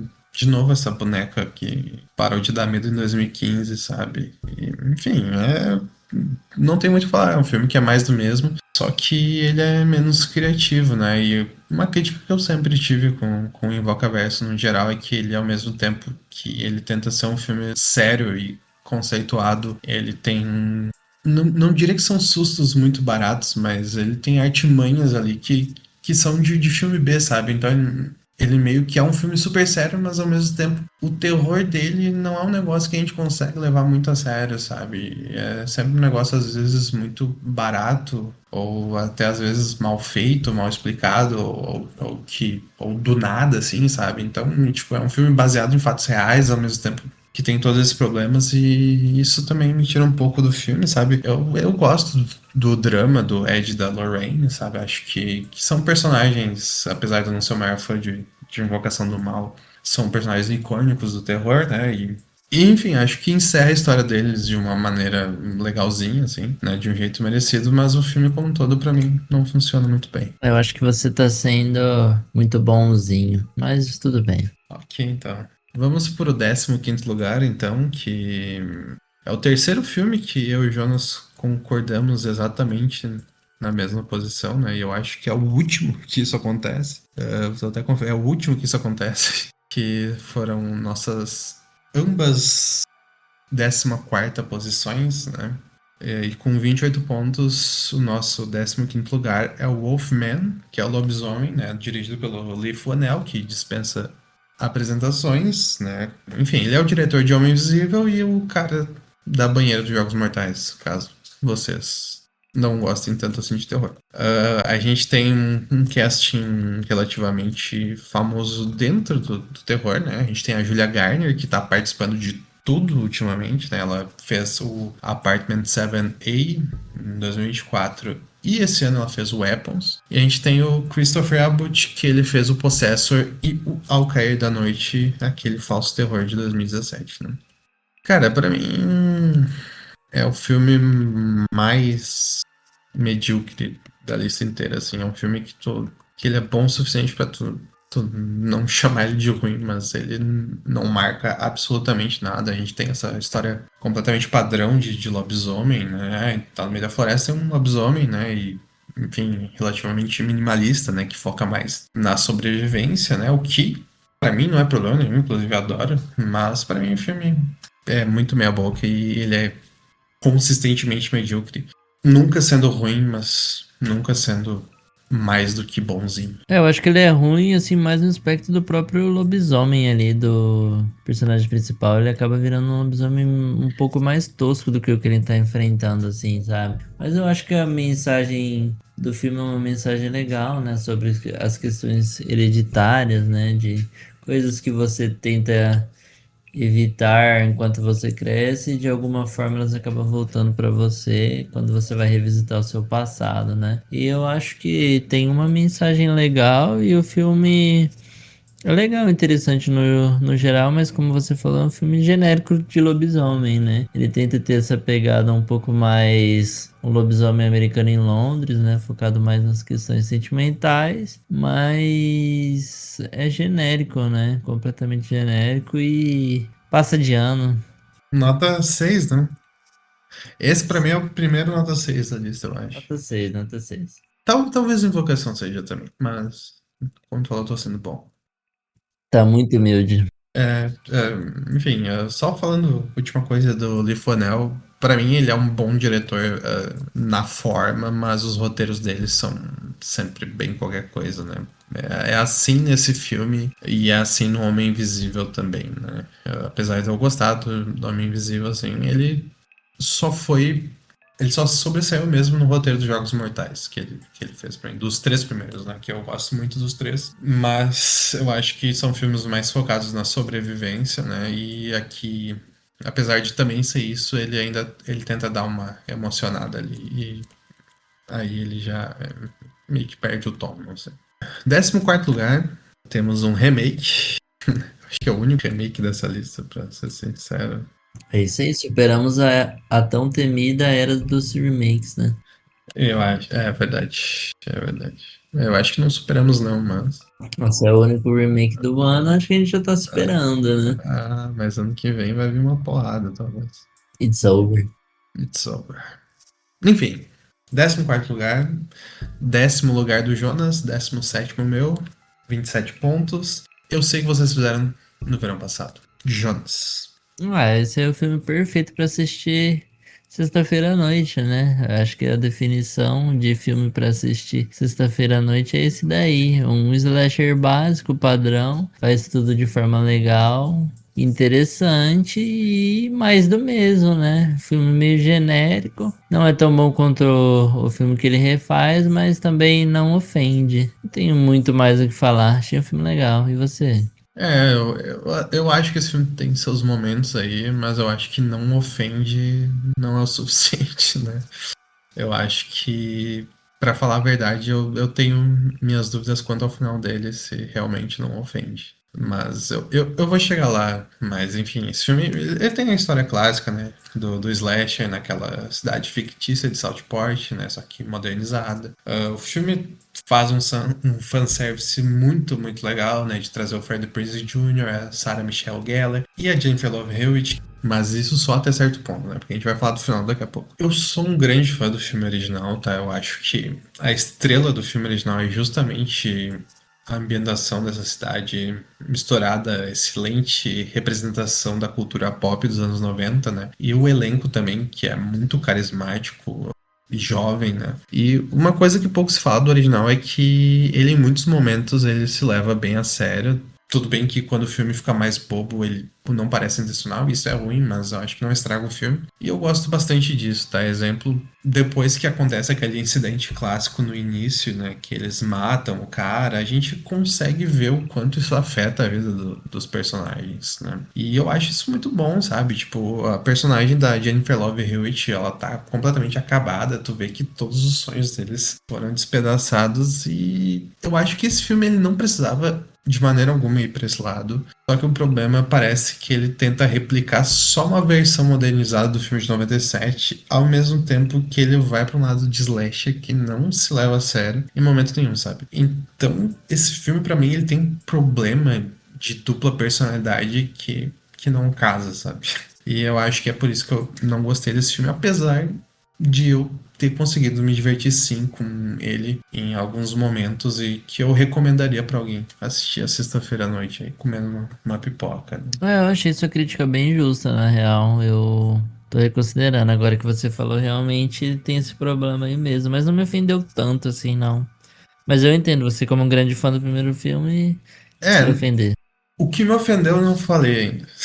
Eu vou falar agora. Que Pode é o falar. final dele. O final dele, assim. Vamos lá. Spoiler, tá, pessoal? Esse spoiler é bem pesado, assim. Se vocês quiserem, pulem um minuto aí. Mas tudo bem o Fred Prinze Jr. ser o vilão, né? No final. Acho que tudo bem. O que não tá tudo bem é tu fazer isso pra dar a lacrada do ano no último diálogo do filme, sabe? Ah, cara, assim. Como é que ela fala no final? Ela fala tipo, isso tudo poderia ser evitado se os homens fossem para a terapia. Ah, lacrada Velho, máxima. vai pra puta que pariu, tá ligado? Vamos ser, assim, tipo, não é que eu tô, tipo, sangrando, que eu acho que o que o filme falou tá errado, assim, que homens deveriam ir pra terapia. Eu acho que deveriam, eu faço terapia, né? Sou uma pessoa muito melhor graças a isso, mas... vamos tentar não largar essas frases de efeito assim, desse jeito, depois de tu transformar um dos personagens mais icônicos, né, da história do cinema de terror num vilão e matar ele e usar isso só pra, sabe, pra dar essa lacrada, assim. Sim, mas eu acho que no geral esse filme ele tá lotado disso, né? Dessas piadinhas que tentam soar como metalinguísticas no geral, né? Tem esse problema no roteiro de piadocas atualizadas para a geração Z. Sim, não, eu concordo, mas eu acho que, enfim, o filme tá cheio disso tudo bem, mas O problema é o contexto que ele é usado no final do filme, sabe? Que torna isso ofensivo, né? Que é tu usar, tipo, a morte desse personagem, sabe? Pra fazer essa piadinha idiota, tá ligado? E não parece ter sido. O pior de tudo é que não parece ter sido propositalmente idiota, sabe? Parece que alguém queria mandar um recado com aquilo, sabe? Então, isso Sim. me deixou, assim, um pouco constrangido, assim, no final. Mas, tirando isso, acho que dá pro pessoal olhar esse filme aí e se divertir. Dá pra se divertir, com certeza. Vamos pro 13º, então. Pô, esse daí é um erro, hein, velho? Esse filme deveria estar mais alto na lista. Mais alto? Company não deveria estar mais alto na lista, eu acho. Mas tu que botou posição baixa pra ele. Pois é, mano, eu repensei. Tá, não. Agora já era, né? Agora já era. Como o Jonas já disse, nosso 13º colocado é o Companion, né? Acompanhante perfeita. Ficou em sétimo na minha lista e em 17º na lista do Jonas com 24 pontos. Vamos lá. Jonas, pode falar aí, já que tu repensou, eu gostaria de saber a tua última versão, né, sobre esse filme. Ah, cara, esse filme é bom, é um filme que tem personalidade demais, sabe? É um filme pô, ele passa a crítica dele assim, acho que da maneira certa, sabe? Eu acho que ele não é nem galhofa demais, nem sério demais, sabe? Eu acho que ele toca assim assuntos de uma maneira muito interessante, sabe? Nossa, eu tô falando de uma forma muito genérica, mas pô, o texto do filme é bom, cara. O roteiro é bom e funciona. E visualmente é um filme muito bonito também, sabe? É um filme muito bem filmado, com ângulos muito legais, assim, cenas muito legais. E é um filme muito divertido também, assim, sabe? Você consegue imaginar aquelas situações ali acontecendo no mundo real e é exatamente daquela forma. E todo esse desdobramento da inteligência artificial que a gente tá vendo, sabe? Eu acho que quando houverem robôs humanoides entre nós, eu acho que as coisas vão ser mais ou menos dessa forma, assim. Que a gente vai ver no noticiário casos de robôs matando seres humanos por ordens de outros seres humanos, tá ligado? Não por vontade deles próprios, sabe? E achei o filme muito interessante e cumpre bem a proposta dele, assim, sabe? Que é fazer as críticas a essa masculinidade incel, no geral, que a gente tem visto aumentar muito esses anos, né? E você, o que você achou? Primeiro eu esqueci de dar a informação que o diretor é o Drew Hancock, tá? E no cast a gente tem o Jack Quaid, né? Que tá no The Boys. Quem viu The Boys certamente conhece ele. E a Sophie Linda Thatcher, né? Linda não é o nome do meio dela, eu acho ela linda. E eu acho perfeita a tua colocação sobre os seres humanos serem os culpados do que provavelmente vai acontecer com a IA nos próximos anos, né? E eu acho que é total esse o diferencial desse filme, né?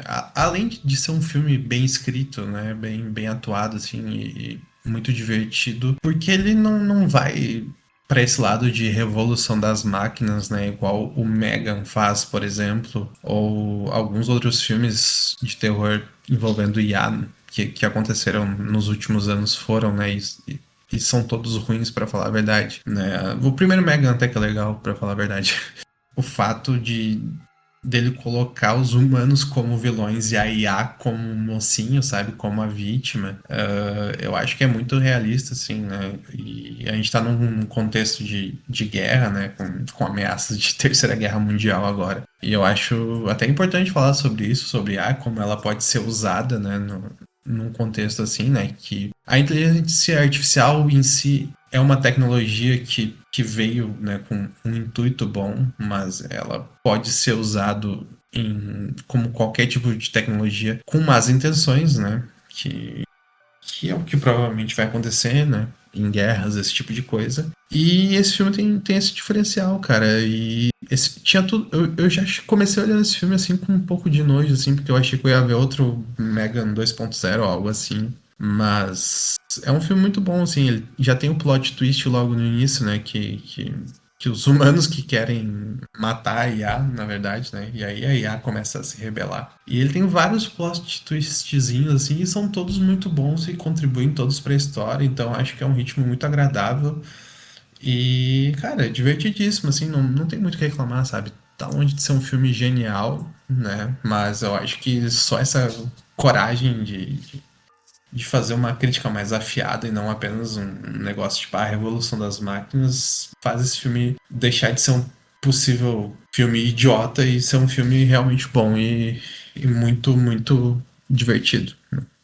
Isso, é um filme muito engraçado, divertido no geral, né? E ele também é um filme que se leva a sério, né? Por exemplo, no que tem que se levar a sério, né? Ele tem todo um subtexto ali, meio Ghost in the Shell, né? Na questão de como as nossas memórias e as experiências, mesmo em indivíduos que são meio que ciborgues ali, né? Que são meio que humanoides, eles tendo acesso a essas memórias e tendo acesso a essas experiências através dos corpos ali, né, que vão trazer sentido para eles ali, acabam moldando eles também como criaturas que entendem um pouco mais a experiência humana, né, e acabam se tornando humanos, mas também ao mesmo tempo acabam se tornando outra parada um pouco mais elevada, né?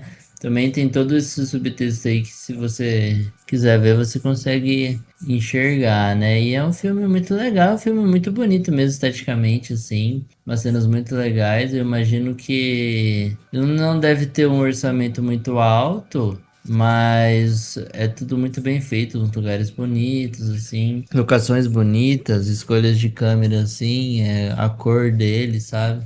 O diretor tá de parabéns por fazer um filme tão bonito. Aí, então, vamos pro 12º lugar.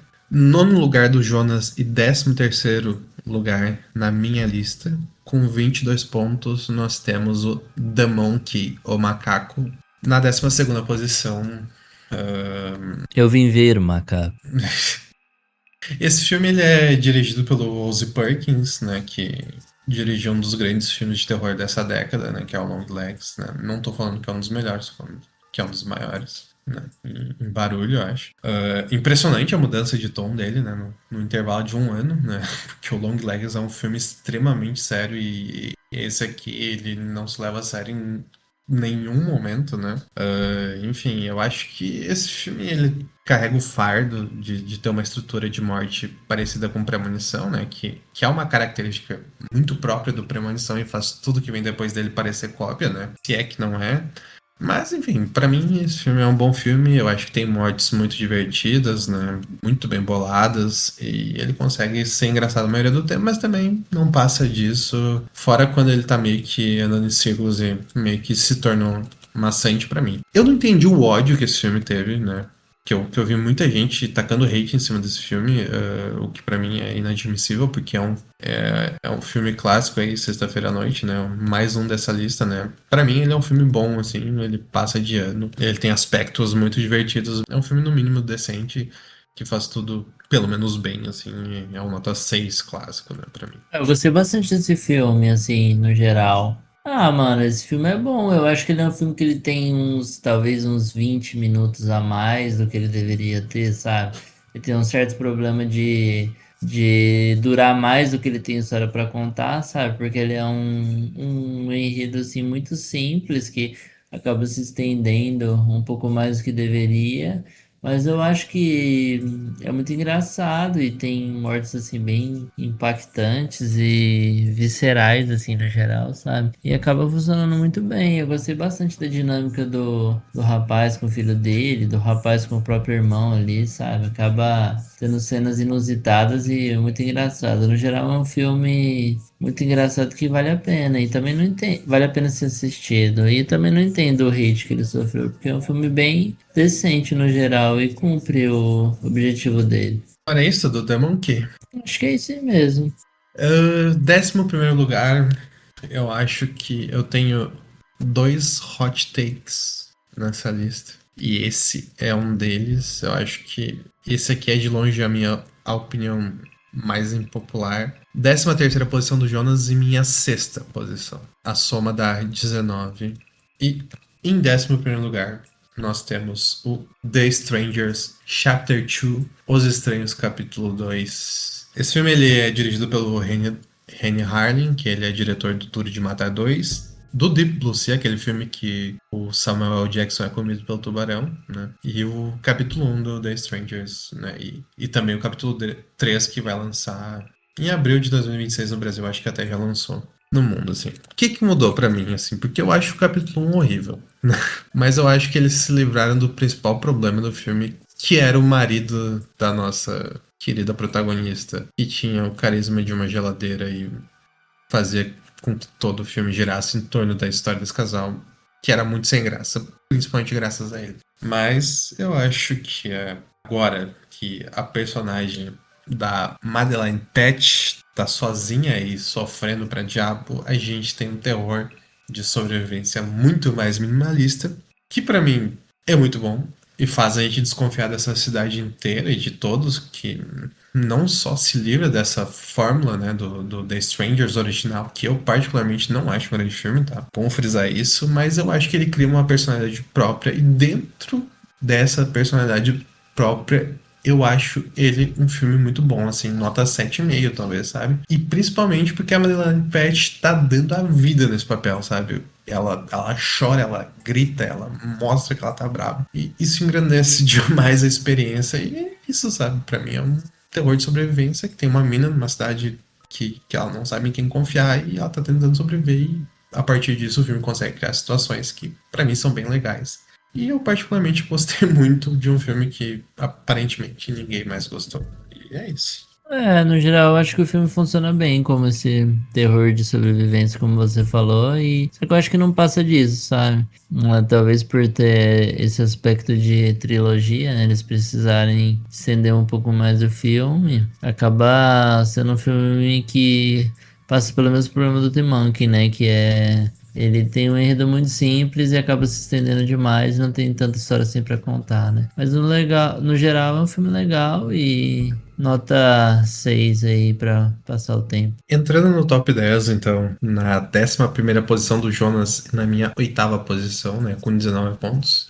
Mesma pontuação do The Strangers, inclusive, mas esse ganha nos critérios de desempate, né, os números são mais próximos. Nós temos o Exit 8, que é um filme japonês, dirigido pelo Genki Kawamura, que é baseado no videogame indie do mesmo nome, praticamente o mesmo enredo, né, que, enfim, esse personagem entra nesse túnel, né, do metrô, que é um looping infinito, e ele tem que ver se tá tudo igual toda vez que ele passar, e se tiver tudo igual ele tem que continuar, senão ele tem que voltar e ele tem que fazer isso 8 vezes. Basicamente, isso é o jogo, e enfim, eu joguei esse jogo, tá? Eu joguei esse jogo faz muito pouco tempo, eu joguei, acho que semana passada, e é um jogo bem enervante, assim, né? Fica com medo do que tu vai encontrar, e eu acho que a principal virtude desse filme é que ele faz o simples e ele não muda muita coisa do jogo, sabe? O jogo não tem uma lore, né? E a única coisa que o filme faz, ele, além de replicar os elementos que já estão no jogo, por dentro daquela estação de metrô, né? Ele adiciona uma história que é relativamente cativante, assim, para o nosso protagonista, que é esse medo de se tornar um pai, né? Essa aceitação, né? De perder a juventude, né? De ter que ter mais responsabilidades. E para mim ele consegue ser completamente eficiente sem irritar os fãs do jogo, né? E acho que ele deve servir de exemplo aí para os próximos filmes de jogos que a gente vai ter pela frente. E eu acho o filme muito bom, sinceramente. Um dos melhores filmes de jogos que eu vi, vindo de um jogo que basicamente não tem uma lore, né? E isso tem que servir de exemplo, né? A gente vai ter logo mais outro filme de um jogo indie de terror que é o Mortuary Assistant, que é só tu numa sala, né? Fazendo autópsia e coisas estranhas começam a acontecer na sala. E, sei lá, pra mim esse filme aí tá com um exemplo de que fazer o simples e não querer inventar muito coisa que já é consolidada dentro de uma coisa que já é consolidada, né? Que é um jogo relativamente famoso, pode dar muito certo e pra mim esse filme deu. É isso. Esse filme também trata muito dessa questão da cultura japonesa, da incapacidade, né, de você construir relações sólidas, né? Parece que eles vivem sempre isolados e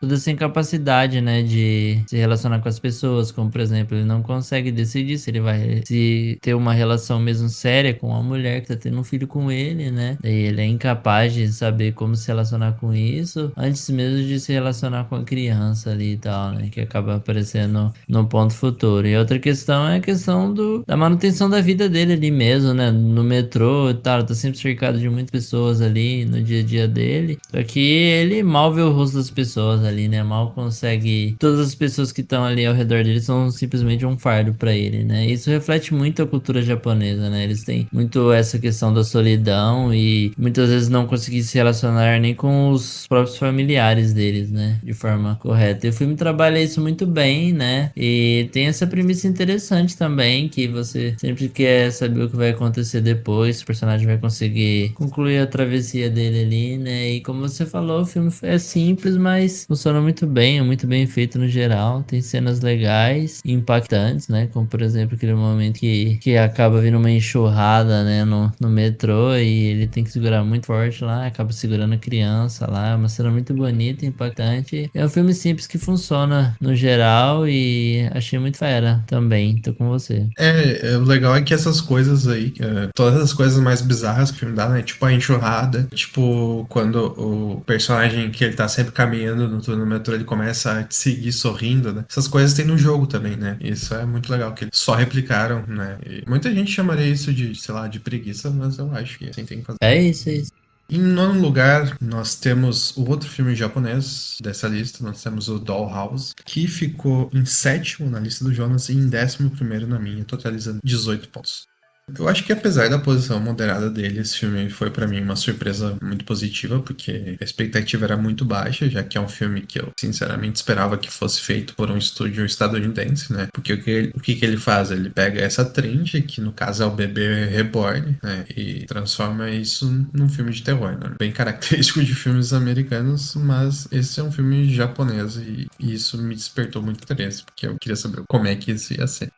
Uma coisa que eu gostei bastante do filme é que eles não trataram o bebê reborn como algo totalmente esquisito, sabe? A não ser os olhos de algumas pessoas dentro do filme, né? Mas reconheceram dentro do filme que tem um potencial psicológico de fato, né? Para mães que perderam o próprio filho. Então, isso é um ponto positivo pro filme, né? Porque, sinceramente, eu achei que o filme só ia tratar isso como uma esquisitice e definitivamente não foi isso que a gente teve, né? Enfim, esse filme ele tem todos os clichês imagináveis que a gente já esperava que ele fosse ter, mas acho que ele consegue passar por cima desses clichês até que com uma certa ginga, como por exemplo, tu sabe, né, desde o Chuck, né, qualquer filme que tem um boneco, tu sabe que em algum momento vai acontecer essa cena que eles vão jogar a boneca fora e a boneca vai aparecer de novo na casa, né? Isso é todo filme que tem uma boneca amaldiçoada tem essa cena. Só que isso de fato acontece no filme, mas não exatamente desse jeito, então acho que esse filme, apesar dele ter esses problemas que a gente já imaginava que ele fosse ter, ele consegue montar essas cenas mais óbvias, né, que a gente já espera dele, com uma certa maestria, o que agrega um certo valor para esse filme, né. E eu acho que é por isso que ele é tão bom, né, e principal é ele não ser feito por um estúdio de Hollywood, né, eu acho que muda muita coisa. Eu acho que é tratado com um carinho muito maior, né.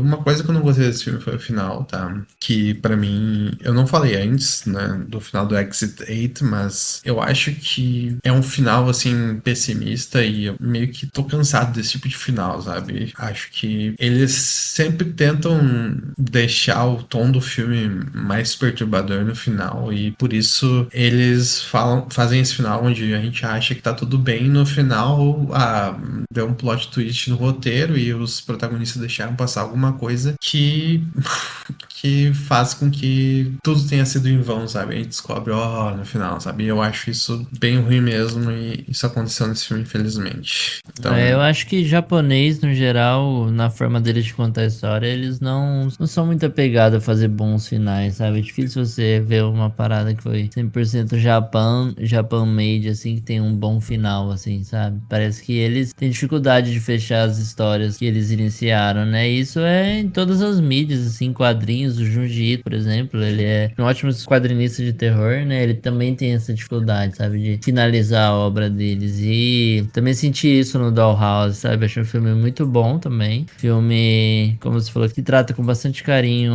o tema que ele tá tratando, sabe? E é muito bem idealizado, mas ele também peca no final, assim. O que mais você ia falar de curtir?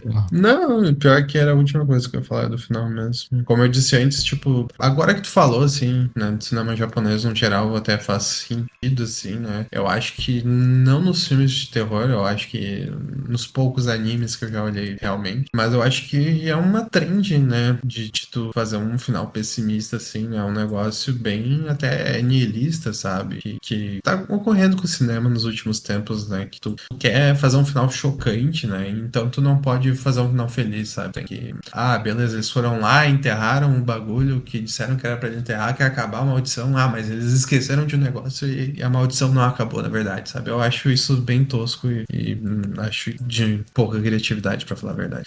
Pode ser também uma forma de sempre deixar uma ponta aberta para uma nova história, né? Mas eu tô de acordo com você. Também sou contra esse pessimismo. O que é meio burro, né? Porque quantos filmes de terror japoneses têm continuação de fato? Exato. Nem os melhores. Bom, era isso então? Era isso, era isso. Oitavo lugar, 12º lugar do Jonas. Quinto lugar meu, com 17 pontos. Nós temos o Until Dawn, do David F. Sandberg, né? A gente falou dele no nosso episódio de curtas, né? Ele é o diretor do Lights Out, né? Tanto do curta quanto do longa. Esse filme dividiu muita gente. Ele tem um aspecto muito parecido com. Eu não sei qual exatamente é o filme do Resident Evil. Eu acho que talvez seja o Retribution. É que faz muito tempo que eu vi os filmes Resident Evil. Mas é o filme que lida com simulacro também, né? E isso é um negócio que esse filme lida. E esse filme do Resident Evil que eu falei é um filme que muita gente paga pau. Eu acho esse filme horrível. Só que o Until Dawn eu acho muito bom. Muito bom, né? Ali, nota 7, 7,5. Por onde começar? Eu falei antes no X8, né? Sobre filmes baseados em jogos, né? O Until Dawn, pra quem não sabe, é um filme baseado em jogos, só que o jogo do Until Dawn tem uma peculiaridade que faz com que essa adaptação pro cinema seja um negócio mais capcioso, né? Por quê? Porque o jogo do Until Dawn é basicamente um filme. É basicamente um filme que tu faz as escolhas, né? E dependendo dessas escolhas que tu fazer, tu vai ter os destinos desses personagens, né? O jogo, enfim, o jogo é nota 10, tá? É um slasher perfeito. Só que aqui eles não querem, né, só copiar a história do jogo, que já é praticamente um filme, então eles fazem um simulacro onde eles meio que expandem a história, a lore do jogo, e podia dar muito errado, mas eu achei muito inteligente, não sei, é um negócio muito estranho que aconteceu nesse filme, tá? Mas é um simulacro onde os personagens principais morrem várias vezes até conseguir sair desse jogo todos vivos, né? E, enfim, tem até umas referências, fanservice, a Eu acho gente que é meio tem. inspirado naquele videogame do estúdio do Arcane, né? Que inclusive acho que foi fechado recentemente, que é o Deathloop, né? Ele tem mais ou menos essa mesma pegada de você viver o mesmo dia, assim, várias vezes até você conseguir concluir a história, sabe? Bem interessante também. E é um jogaço, assim, acho que nota 88 no Metacritic por aí. Sim. Também podemos citar o A Morte Te Dá Parabéns, né? Grande filme, muito Não é divertido. verdade? Que é, que é assim também. Mas enfim, o que tu achou do filme, Jonas? Eu lembro de tu ter comentado que tu não tinha gostado muito da primeira vez, mas depois tu deu uma. O filme melhorou um pouco no teu Eu conceito. acho que é um filme que é uma adaptação muito boa, né? Se você for destrinchar os aspectos que ele adapta, assim, ele acaba adaptando muito bem. Até a questão das regras específicas, né?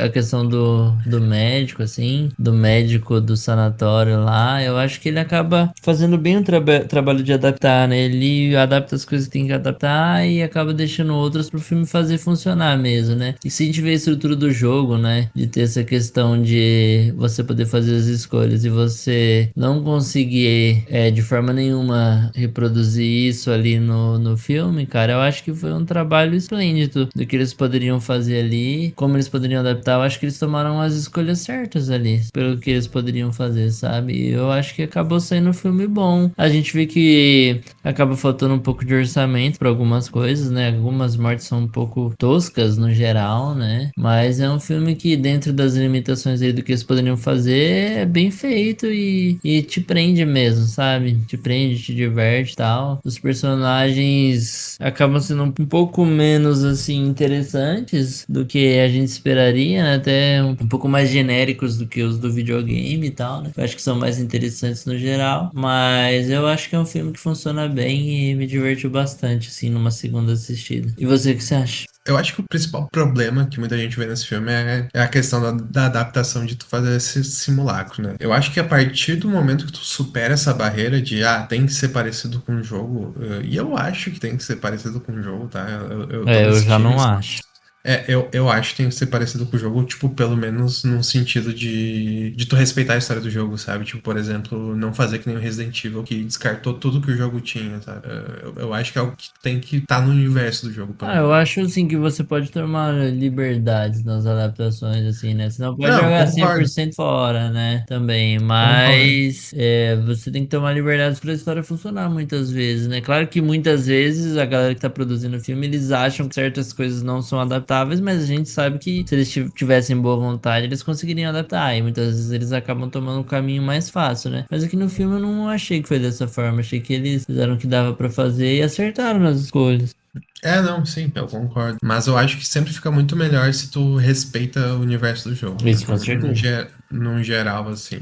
Ou tu pega a história que o jogo já conta, ou tu pega o universo do jogo e conta outra história que não afete na história do jogo, sabe? Ou, sei lá, no máximo tu adiciona detalhes ali que fazem mais sentido pra uma adaptação em cinema, né? Mas o ponto não é esse. O ponto é que tem essa barreira do simulacro e eu acho que assim tu supera essa barreira do simulacro, né? De tu achar isso uma direção artística ok, eu acho que tu tem um filme que sim, tem um baixo orçamento, né? E isso pode afetar algumas coisas, mas, pô, tipo, é um filme muito divertido, sabe? É um filme que, tipo, ele é cheio de morte, né? Essa questão do simulacro dos nossos protagonistas poderem morrer várias vezes, né?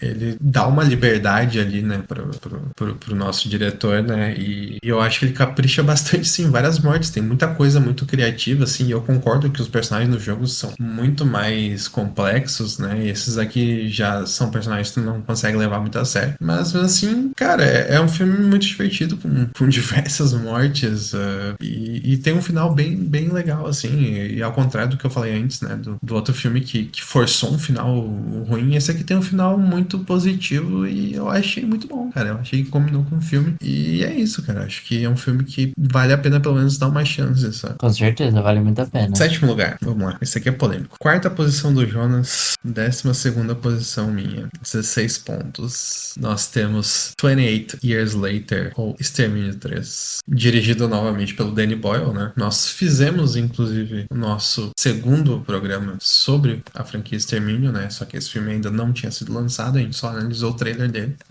Acho que a gente tem concepções bem diferentes sobre esse filme, né, Jonas? Mas, pra mim, ele é uma grande decepção, tá? Eu diria que a decepção do ano é o filme que eu coloquei muita expectativa e no fim das contas eu achei um filme nota 6,5, sabe? Enfim, quer falar? Pode falar. Não, pode começar aí. Cara, primeiro de tudo, assim, eu não entendo porque que ele ignora o final do 2, tá? Beleza, não foi Danny Boyle que dirigiu o 2, nem sei se ele queria que o segundo filme existisse, mas por que ele ignora o final do 2, sabe? Isso é um jeito do filme já começar, assim, muito negativo pra mim, sabe? Um negócio que vai me incomodar pro resto do filme, assim. Tipo, é uma franquia que ela tem um compromisso bem forte com a lógica e com a realidade até onde é possível se ter um compromisso com a realidade, né? Num filme de zumbis, né? De infectados, nesse caso. Cara, e esse furo proposital de roteiro já me deixou muito irritado, assim, né? E tudo bem, né? Eu não entendo como um mundo saudável, a não ser pelo Reino Unido, levou aquela situação ali, né? Pra mim, militarmente, não parece fazer tanto sentido esse filme, né? Que, como eu falei antes, é um filme todo voltado pra lógica, mas... Enfim, eu acho que o primeiro ato ali é muito legal, ele foca, né, na sobrevivência, na humanidade desses personagens, a cena deles voltando pra vila com o cara perseguindo eles, né, que também tem essa questão toda da evolução dos infectados, né, tem um cara grandalhão agora, é um bagulho que a gente tem muito em jogo, né, e trouxeram pro filme, enfim, e a questão da lagoa enchendo, né, pra mim é uma das melhores cenas da franquia, mas a minha satisfação meio que fica aqui, porque isso depois é substituído por um drama que é ok, e tudo bem, é uma franquia que foca bastante na humanidade das pessoas, né, inseridas nesse mundo, mas aqui pra mim se torna algo desinteressante. Principalmente porque ele quer fazer um negócio muito mais sério e poético e tem uns personagens babacas, né, que estão ali só pra se ferrar, tipo aquele soldado que acho que é da Noruega, sei lá. E além dos furos de roteiro no geral. E não sei, cara, eu esperava muito mais. Eu acho que eu esperava mais ação e mais terror nesse filme. Eu achava o mesmo que você, no geral, assim, quando eu assisti a primeira vez, eu também pensava que esse drama era um pouco desnecessário, assim, né? Mas eu acho que conforme o tempo foi passando, assim, o que ficou pra mim solidificado, assim mesmo, que eu lembro do filme, é a questão do drama mesmo, assim, sabe? Dele indo lá enterrar a mãe dele, tendo que lidar com essas questões da morte, assim, né? Nesse mundo que a morte é tão inevitável, foi algo que sobrou pra mim, assim, sabe, do filme. E, pô, o começo é realmente muito pancada, muito pra frente e muito bom mesmo, assim, sabe? Até eu acho que o filme vai muito bem, assim, até essa questão do soldado sueco aí, o norueguês, né? E realmente acaba não tendo muito a ver. Mas, pô, eu acho que essa questão do drama, assim, no começo pra mim não parecia tão legal, mas foi o que ficou do filme pra mim, sabe? É uma mensagem bem bonita, assim, que o Danny Boyle consegue entregar e pra mim funcionou, sabe? Tirando o final, né? Aquela questão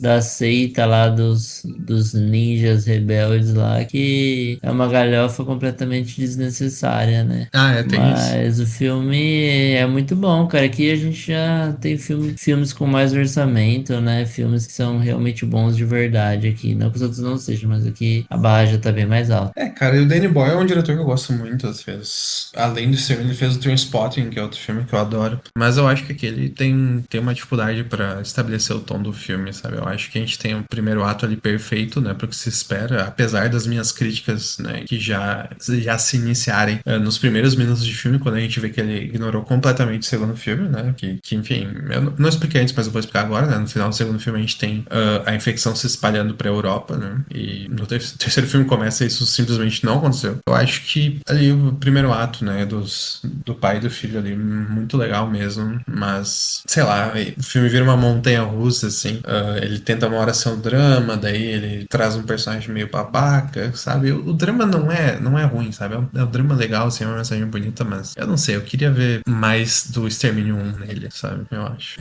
O Extermínio 1, ele consegue contar uma história muito boa através do terror da ação, e tem personagens muito humanos, assim, né? Mesmo ele sendo minimalista e focar bastante na sobrevivência. Eu acho que faltou isso nesse Eu terceiro. concordo, eu acho que é um filme que ele tem essa dificuldade mesmo de tom, assim, né? E tem esse corte muito brusco entre as duas metades, né? Das duas histórias que ele quer contar, né? E eu acho que é um defeito mesmo no geral, mas pra mim não acaba colocando o filme tão lá pra baixo, não, sabe? Acho que tá muito bem. Era isso, então? Acho que era isso mesmo. Em sexto lugar, o segundo colocado do Jonas e o meu 10º colocado, Bring Her Back, Faça Ela Voltar, Dani e Michael Philippou na direção.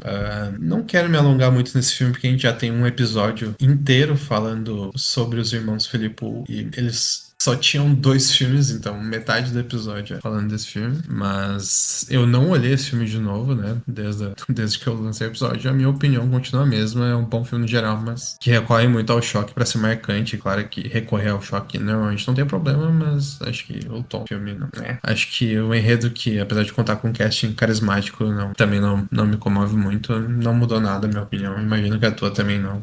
Minha opinião continua a mesma. Acho um filmaço, melhor filme deles e muito impactante no geral, muito chocante também. E o subtexto ali é um pouco qualquer coisa ali, né? Mas é um filmaço, pô, não tenho que falar de ruim, não. Quinto lugar, então, com a mesma pontuação do Bring Her Back, né, de 12 pontos, só que vencendo nos critérios de desempate, a oitava posição do Jonas e a minha quarta posição, nós temos The Ugly Stepsister, A Meia Irmã Feia, que é outro filme de body horror, né, que se aproveitou do hype da substância. Esse aqui ainda mais, porque ele também fala de patriarcado, de procedimentos estéticos, né, que mulheres fazem para ficarem mais bonitas, por causa do padrão de beleza, só que nesse caso é uma releitura do conto da Cinderela pelo ponto de vista da irmã Elvira, né? O que eu achei bem legal pra mim é um filme que é do mesmo nível da Substância, né? Eu acho que é até um pouquinho melhor, tá? Considerando que eu achei a Substância aí um filme nota 7,5, né?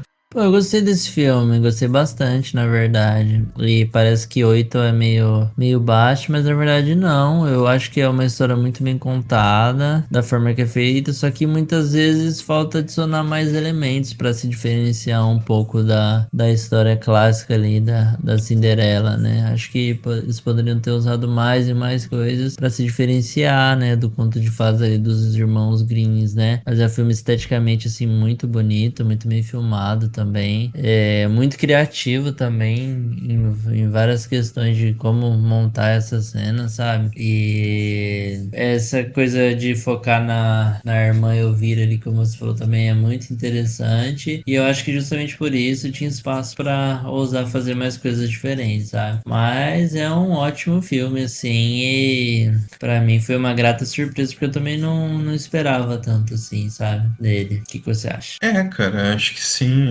Acho que a produção aqui é muito boa, porque o body horror aqui é bem mais pé no chão, né? E eu gostei disso, porque ele é um filme de época, né? Então ele tem que ser um pouco mais contido, né? Não é um filme que pode se utilizar dos mesmos artifícios, né? Da substância, né? Que tem toda essa droga, né? Que a protagonista toma, que faz o corpo dela mudar completamente. Não, tipo, são pequenas coisas, tipo aquela cena dela tentando afinar o nariz dela, daí o cara bate com uma fenda, não sei o nome daquele tipo de chave, mas batendo com um martelo no nariz dela, sabe? Então são coisas simples, mas que são muito eficientes. Ou ela cortando o próprio pé pra caber no sapato, né? E depois ela vê que foi o pé errado que ela cortou. É realmente É, muito fera. vibes Todo Mundo em Pânico, né? 4. Essa parte. E as coisas que o filme faz de diferente, assim, do conto é onde o filme brilha mesmo, né? Sim, concordo.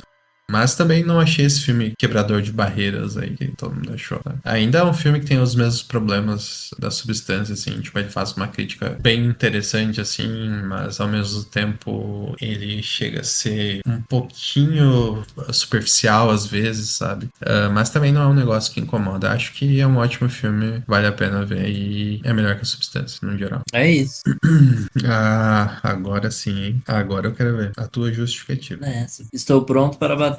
Quarto lugar, posição número 1 do Jonas, posição número 9 do Luiz Otávio. Soma 10. Nós temos o filme com 16 indicações ao Oscar, vencendo 4 delas, sendo elas melhor ator com Michael B. Jordan, melhor roteiro original, melhor cinematografia e melhor trilha sonora original. Sinners, do Ryan Coogler, Jonas Hernandes.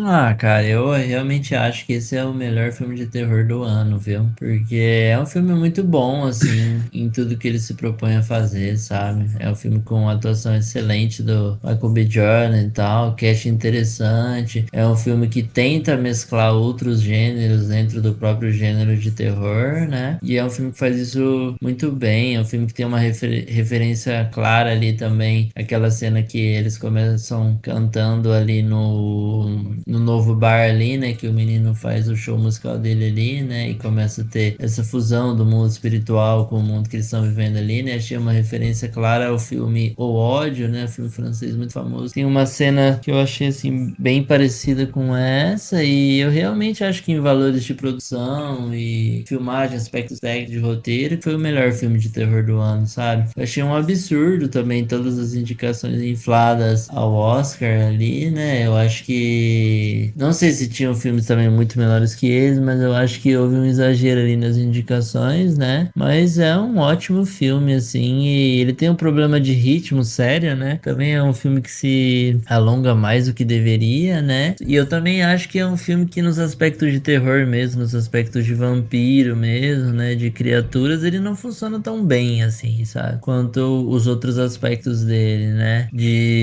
Dos outros gêneros. Mas eu acho que acaba sendo relevado, né? Porque as outras coisas funcionam bem e isso a gente acaba deixando passar, sabe? Não nesse canal aqui, né? Que o Luiz Otávio com certeza vai taxar esses aspectos, né? Mas eu vou deixar passar. Cara, talvez eu seja um pouco injusto com esse filme, tá? E, pô, eu coloquei ele em nono, né? Não é como se eu tivesse colocado ele em último, né? Eu acho que esse filme vai contra tudo que esse podcast defende, pra falar a verdade. Eu acho que ele é o tipo filme de que quem odeia filme de terror vai falar que é o melhor filme de terror da história. Como teve gente falando, tá? E isso me irritou profundamente, profundamente. Enfim, né, ele concorreu a 16 Oscars, não tem o que falar. É um filme produzido com um orçamento muito maior do que qualquer outro filme de terror, só que eu não entendo como um filme que demora 50 minutos para começar, tendo o primeiro ato completamente insuportável, pode ser o melhor filme de terror da história, sabe? Eu só não entendo isso, sabe? O primeiro ato muito chato. E além disso, qual é a do roteiro toda hora? Essas metáforas com buceta toda hora, sabe? Ah, isso é tipo uma bucetinha, sabe? Parece quando eu trabalhava na ferragem e vinha o Cezinha da pintura falar comigo, falando, não, isso aí tu tem que lidar como se fosse uma bucetinha, não sei o que, sabe?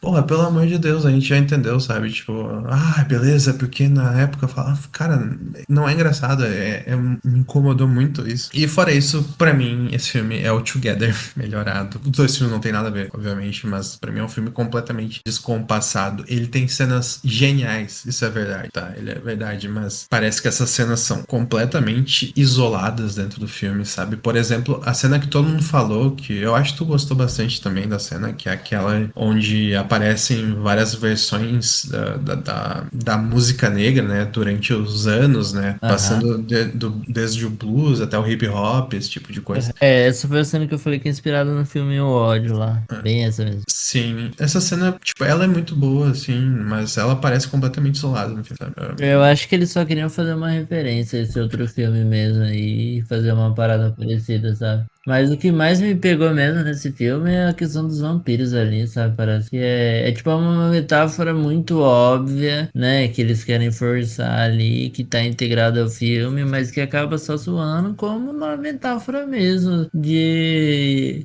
cultura woke, assim, sabe? Porque não funciona, mano. É o pior aspecto do filme de longe, assim, sabe? Quando começa esse aspecto de ação e vampiros e tal, o filme acaba ficando 100% jogado ali, sabe? Não funciona pra mim. Cara, não sei o que dizer.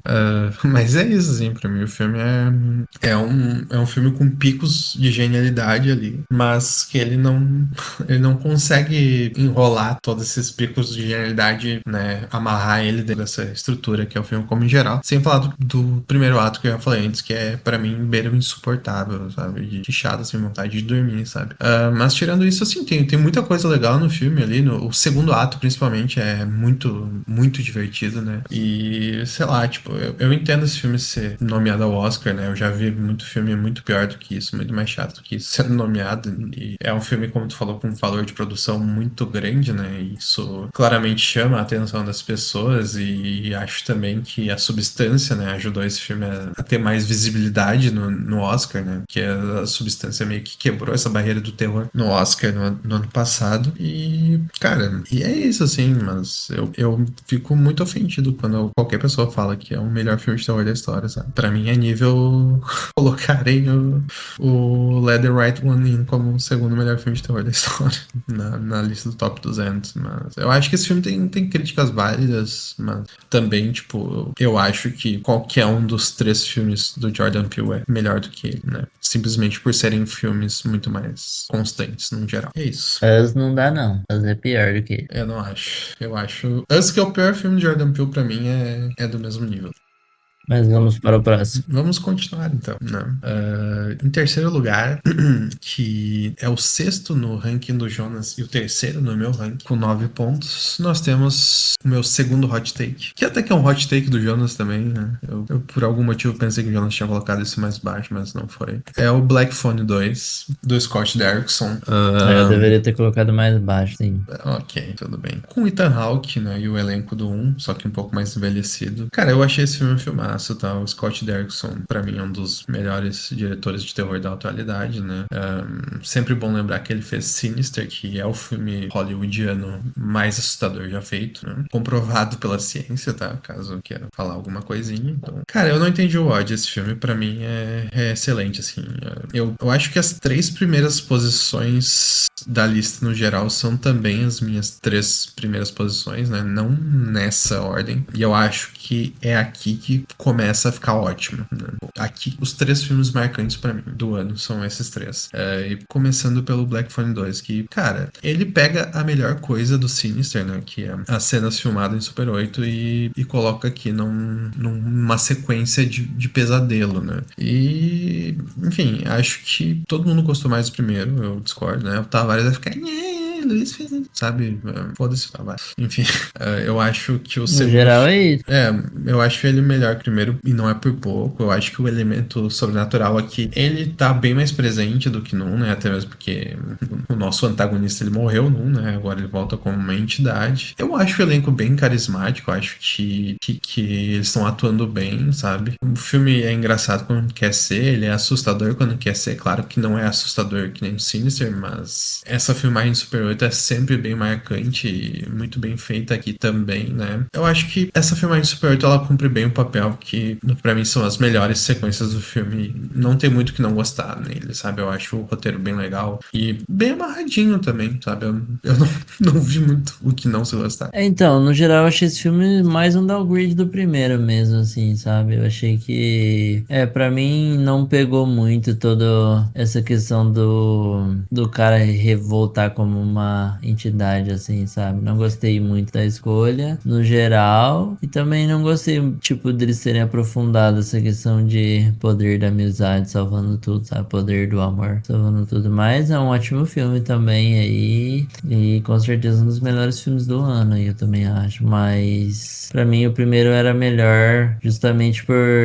não ser tão apegado assim nessa questão sobrenatural, embora tenha, né? Mas ser focado simplesmente num cara que é muito maluco e quer matar criancinha. É sempre bom frisar que são 2 filmes, apesar de deles serem sequência direta, né? Tem uma história bem diferente, então tem uma lore bem diferente e a maneira com que os filmes lidam com o antagonista é completamente diferente. Mas eu acho que o problema que tem com o segundo eu tenho com o primeiro, assim. Eu acho o primeiro muito poder da amizade, pra falar a verdade. Eu acho que as criancinhas ajudando o nosso protagonista a sair, né, daquele porão que ele tá. Não casa com o tom do filme, que é um negócio mais serial killer mesmo, né? E eu não curto muito essa mistura dos 2 gêneros. E aqui não, aqui o filme ele mergulha totalmente no sobrenatural. E pra mim é isso que faz ele ser um filme muito bom. E o Scott Derrickson, ele meio que repete o que ele fez no Sinister, né? Não é tão bom quanto o Sinister, mas eu acho ainda assim que é um grande filme de talvez top 5 melhores diretores de terror desse século.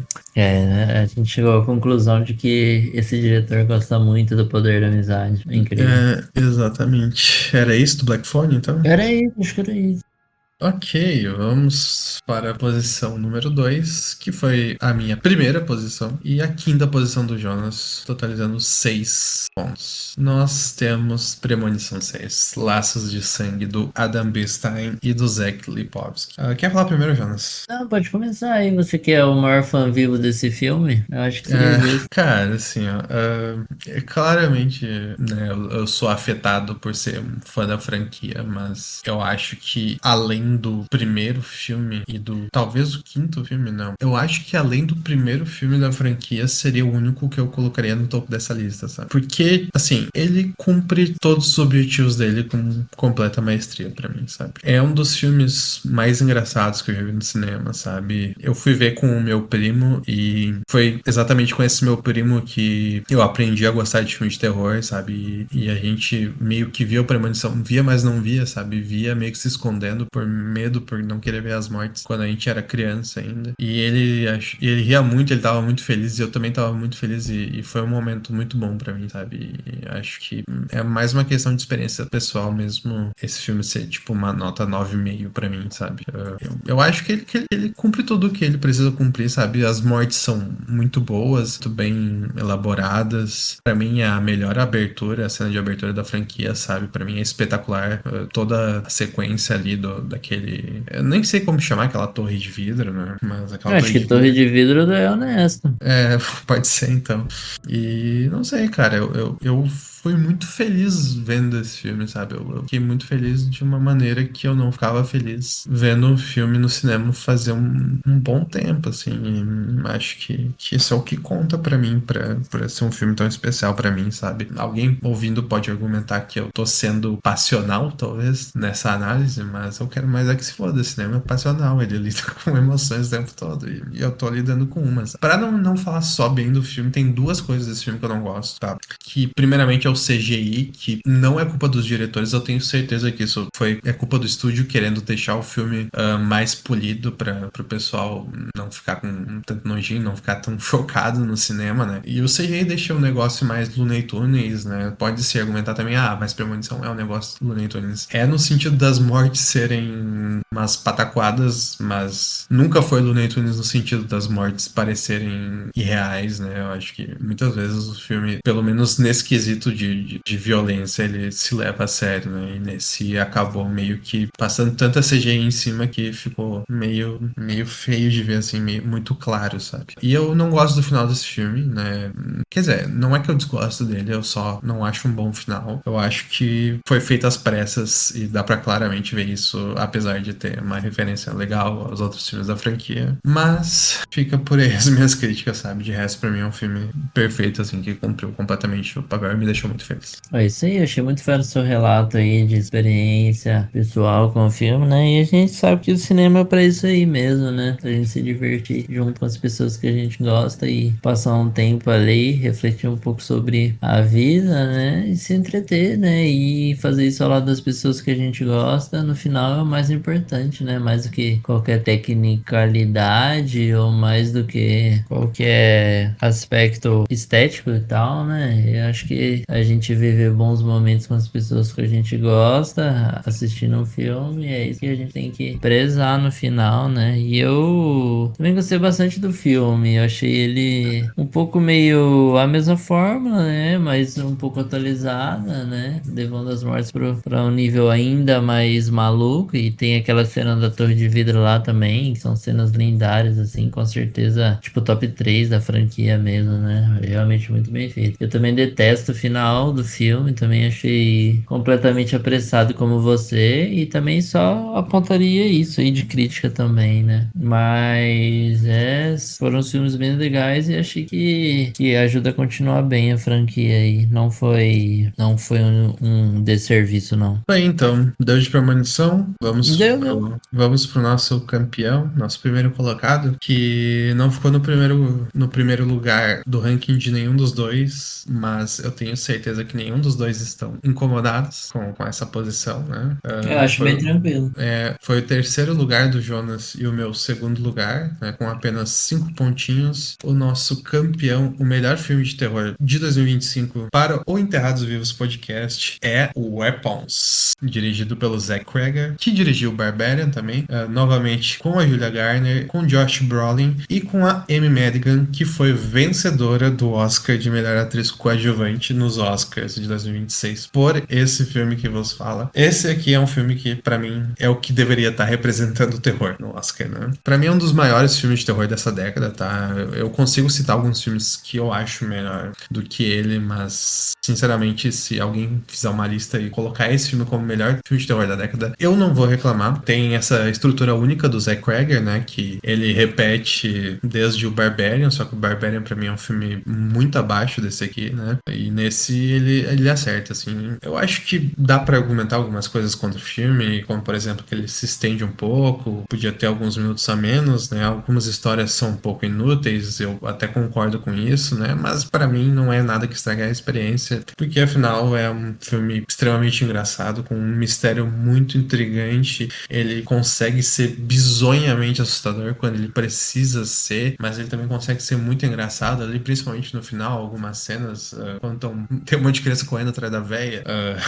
Essa véia também, que é um personagem bastante marcante, eu acho que vai se tornar um dos personagens mais marcantes da história do terror nas próximas décadas, né? E, cara, ele consegue ser bastante assustador. Tem uma cena que me marcou bastante, que é uma daquelas sequências de pesadelo, né? Acho que é com o Josh Brolin nessa parte. Mas é uma sequência muito escura, assim. Eu só sei que aparece uma arma gigante e com um número, né? Da hora, aquela, né? A Hora do Mal, inclusive, que é o nome em português do filme. E só parece uma arma gigante, assim, mas é um negócio tão imponente ali que eu fiquei meio arrepiado vendo aquilo, assim. Tipo, cara, tipo, e tem um simbolismo ali, assim, que eu Né? nem Não, sei explicar direito, é um mas. simbolismo que você nem consegue entender na hora, né? Você tem que fazer todo Pô, um assim, processo mental para entender. mas é uma imagem muito É muito imponente, impactante, né? né? Né? Tipo, é uma arma. Cara, assim, ó, tu explicando agora parece um negócio completamente idiota. Tipo, a pessoa pode ficar pensando, tipo, o que que isso tem de assustador? Mas olhando na hora no contexto do filme, é um negócio muito, sabe, impactante ali, né? Enfim, o que que tu achou do filme, Jonas? Ah, não, tô de acordo. É um filme muito impactante no geral, né? E eu acho que a premissa, né, de sumir, sei lá quantas crianças da escola lá e ninguém entendeu o que tá acontecendo, como isso afeta a comunidade, né? É uma premissa muito boa, assim, né? Eu acho que o filme, ele tem esse probleminha mesmo que você falou de ritmo, né? E de casar essas várias narrativas que tem, né? Porque é um filme que ele tem essa estrutura de várias narrativas, sabe? E eu acho que essas várias narrativas, ela acaba um pouco prejudicando mais o filme do que acaba beneficiando, sabe?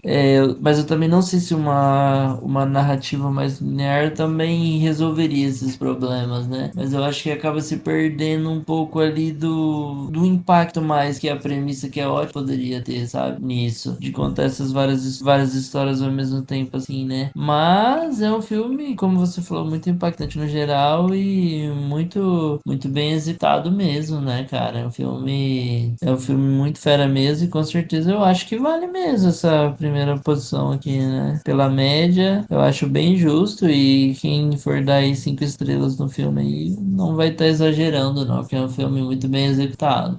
E mais uma coisa que eu não gostei do filme, que eu esqueci de falar, eu queria que o horário, né, que todas as crianças, era 2 e pouco da manhã, eu nem lembro agora, o horário que todas as crianças saíram, né, que foi tão repetido durante o filme, tivesse um simbolismo mais legalzinho, né, do que simplesmente o horário que a velha fez o feitiço lá, né, mas isso é uma agulha num palheiro de um filme com 1 milhão de méritos, né, e uma experiência também muito boa para se ver no cinema. Com certeza, e todo um subtexto muito legal também, né? Da criança ali, passando pelo abuso e não sabendo interpretar tudo isso, mas ao mesmo tempo sendo forte e tal, né? Da maneira dela lá, conseguindo se virar. É muito legal mesmo, muito bem construído no geral, toda a narrativa do filme. Das narrativas, né? Que são vários personagens. Mas esse, em especial do menino aí, eu acho que é a melhor de todas, sabe? Isso aí, então. Então, agora que a gente já terminou as posições, eu queria, antes da gente passar o nosso ranking individual, te fazer uma pergunta, Jonas. Pode fazer. O que tu acha, no geral, do ano de 2025 pro terror? Cara, no geral, eu achei que esse foi um ótimo ano de terror, viu? Vários filmes medianos, mas geralmente são vários filmes ruins, sabe? Então, ter vários filmes medianos eu acho que é um grande avanço aí. Os filmes que são bons são realmente muito bons, assim, no geral, sabe? Eu acho que o top 5 ali, nosso, são filmes que vão ser lembrados por bastante tempo, assim, sabe? Vão entrar no hall da fama da década, pelo menos, sabe? Se não, pelo século. E foi muito bom fazer esse exercício aí, né? De assistir esses filmes e fazer essa lista e conhecer coisas novas, né? Como Dollhouse, que a gente não fazia noção que existia no geral, né? O The Ugly Stepsister. São filmes que surpreenderam a gente aí e contribuíram bastante para essa lista aí no geral, né? Eu tô satisfeito aí com o resultado que o terror trouxe pra gente esse ano e foram filmes bem interessantes e com certeza muito mais filmes medianos e bons do que filmes ruins. E você, o que você acha? O The Ugly Stepsister, que é norueguês, eu esqueci de citar isso antes, só pra complementar uma informação. Mas sobre o ano, cara, eu acho que foi um bom ano pro terror, assim, eu acho que bateu parelho com 2024. 2024 que foi considerado um dos maiores anos da história do terror, né? Não por mim, mas pela crítica no geral, né? A gente teve muita coisa. A gente teve A Substância, né? Que é essencialmente um dos filmes mais importantes da história do terror. Ele abriu portas para que o Sinners esse ano pudesse tantas indicações ao Oscar. E eu acho que é um é um grande ano pro terror, assim, né? Principalmente por essa presença, né? No Oscar. Talvez não tão pro bem, né? Pensando assim no Sinners, mas eu acho que talvez pra gente ter mais investimento no cinema de terror, isso seja bom, né? Embora a maioria dos filmes vai continuar nessa pegada, né? Tentando ter uma crítica social muito mais óbvia. Mas eu acho que faltou o filme nota 10, né? Nesse ano pra ser a cereja do bolo. Então eu não colocarei assim como um dos maiores anos da história, apesar de todos os filmes, pelo menos os que a gente olhou, assim, 80% deles é pelo menos decente, e isso é muito bom, sabe? Acho que teve muito filme que muita gente pode olhar e gostar, assim, e se divertir, sabe? Então acho que isso é bom e esperamos um 2026 aí ainda melhor. E é isso. É isso. Então, pra finalizar, vamos ler o nosso ranking individual, né? Que nem a gente sempre faz. Tua 23ª posição, Jonas. Foi Five Nights at Freddy's 2. Mesma coisa aqui. 22º, Hell House LLC Lineage. pra mim, The Woman in the Yard. 21ª, Presence. Hell House LLC Lineage. 20ª posição, Jonas. The Woman in the Yard. A Mulher no Jardim. Pra mim foi Rua do Medo, Rainha do Baile. 19º, Jonas. Together, Juntos. Presença. 18º, Rua do Medo, Rainha do Bairro. VHS Halloween. 17º, Companion. Eu Sei o que Vocês Fizeram no Verão Passado, o remake. 16º, VHS Halloween. Together. 15º, Invocação do Mal 4. mesma coisa. 14º, Wolfman, Lobisomem. mesma coisa. 13º, Os Estranhos, capítulo 2. O Macaco pra mim. Eu vim ver o 17º, macaco. eu vi. 12ª posição, Jonah. Until Dawn. 28 Years Later, Extermínio 3, A Evolução. 11ª posição, Exit 8. Dollhouse. 10ª posição, Eu sei o que vocês fizeram no verão passado. Bring Her Back, Faça Ela Voltar. 9ª posição, The Monkey. Sinners, o maior filme de terror de todos os tempos. 8ª posição, The Ugly Stepsister. A Minha Irmã Feia. Exit 8. 7ª Eu achei posição. poético. É, Sua viu? posição. Eu ia fazer uma piada, mas eu. 7ª posição, Jonas. Dollhouse. Companion. 6ª posição, Black Phone 2. Os Estranhos, capítulo 2. 5ª posição, Jonas. Premonição 6. Laços de Sangue. Until Dawn. 4ª posição, 28 anos depois. Extermínio. A Meia Irmã Feia. 3ª posição, Weapons. A Hora do Mal. Black Phone 2. 2ª posição, Traga ela de volta. Bring her back. pra mim foi Weapons, A Hora do Mal. E o teu campeão, Jonas, foi O maior filme de terror de todos os tempos. Sinners, brincadeira. De 2026 é o melhor filme. Minha primeira posição foi Premonição 6, Laços de Sangue. Então, vamos encerrar o nosso programa aqui. Quero agradecer a todos que ouviram até agora, né? Novamente, vai ser um episódio que não vai ser pequeno, mas vai ser muito menor que o outro, e que o último em compensação, né? Quer mandar um abraço pra alguém? Agradecer, Jonas? Eu quero mandar um abraço pra Marcela, minha namorada, e a todas as novas pessoas que ouviram esse podcast, que dessa vez eu aposto que vão ser várias pessoas novas. E agradeço a presença de vocês. E eu queria mandar um abraço pro Cezinha, trabalhava na pintura lá. Eu nunca pensei que eu ia citar ele no Um podcast. abraço pro Cezinha, Mas- da pintura, e o seu primo que assistiu o filme lá com você. Isso aí. Então era isso, pessoal. Agradecemos a todos que nos ouviram até aqui. Voltaremos em breve com outro episódio e também com vídeos no YouTube e uma conta nova no Instagram. Por favor, deem um like e comentem. Até mais. Tchau, tchau. É isso, um abraço a todos e tchau, tchau.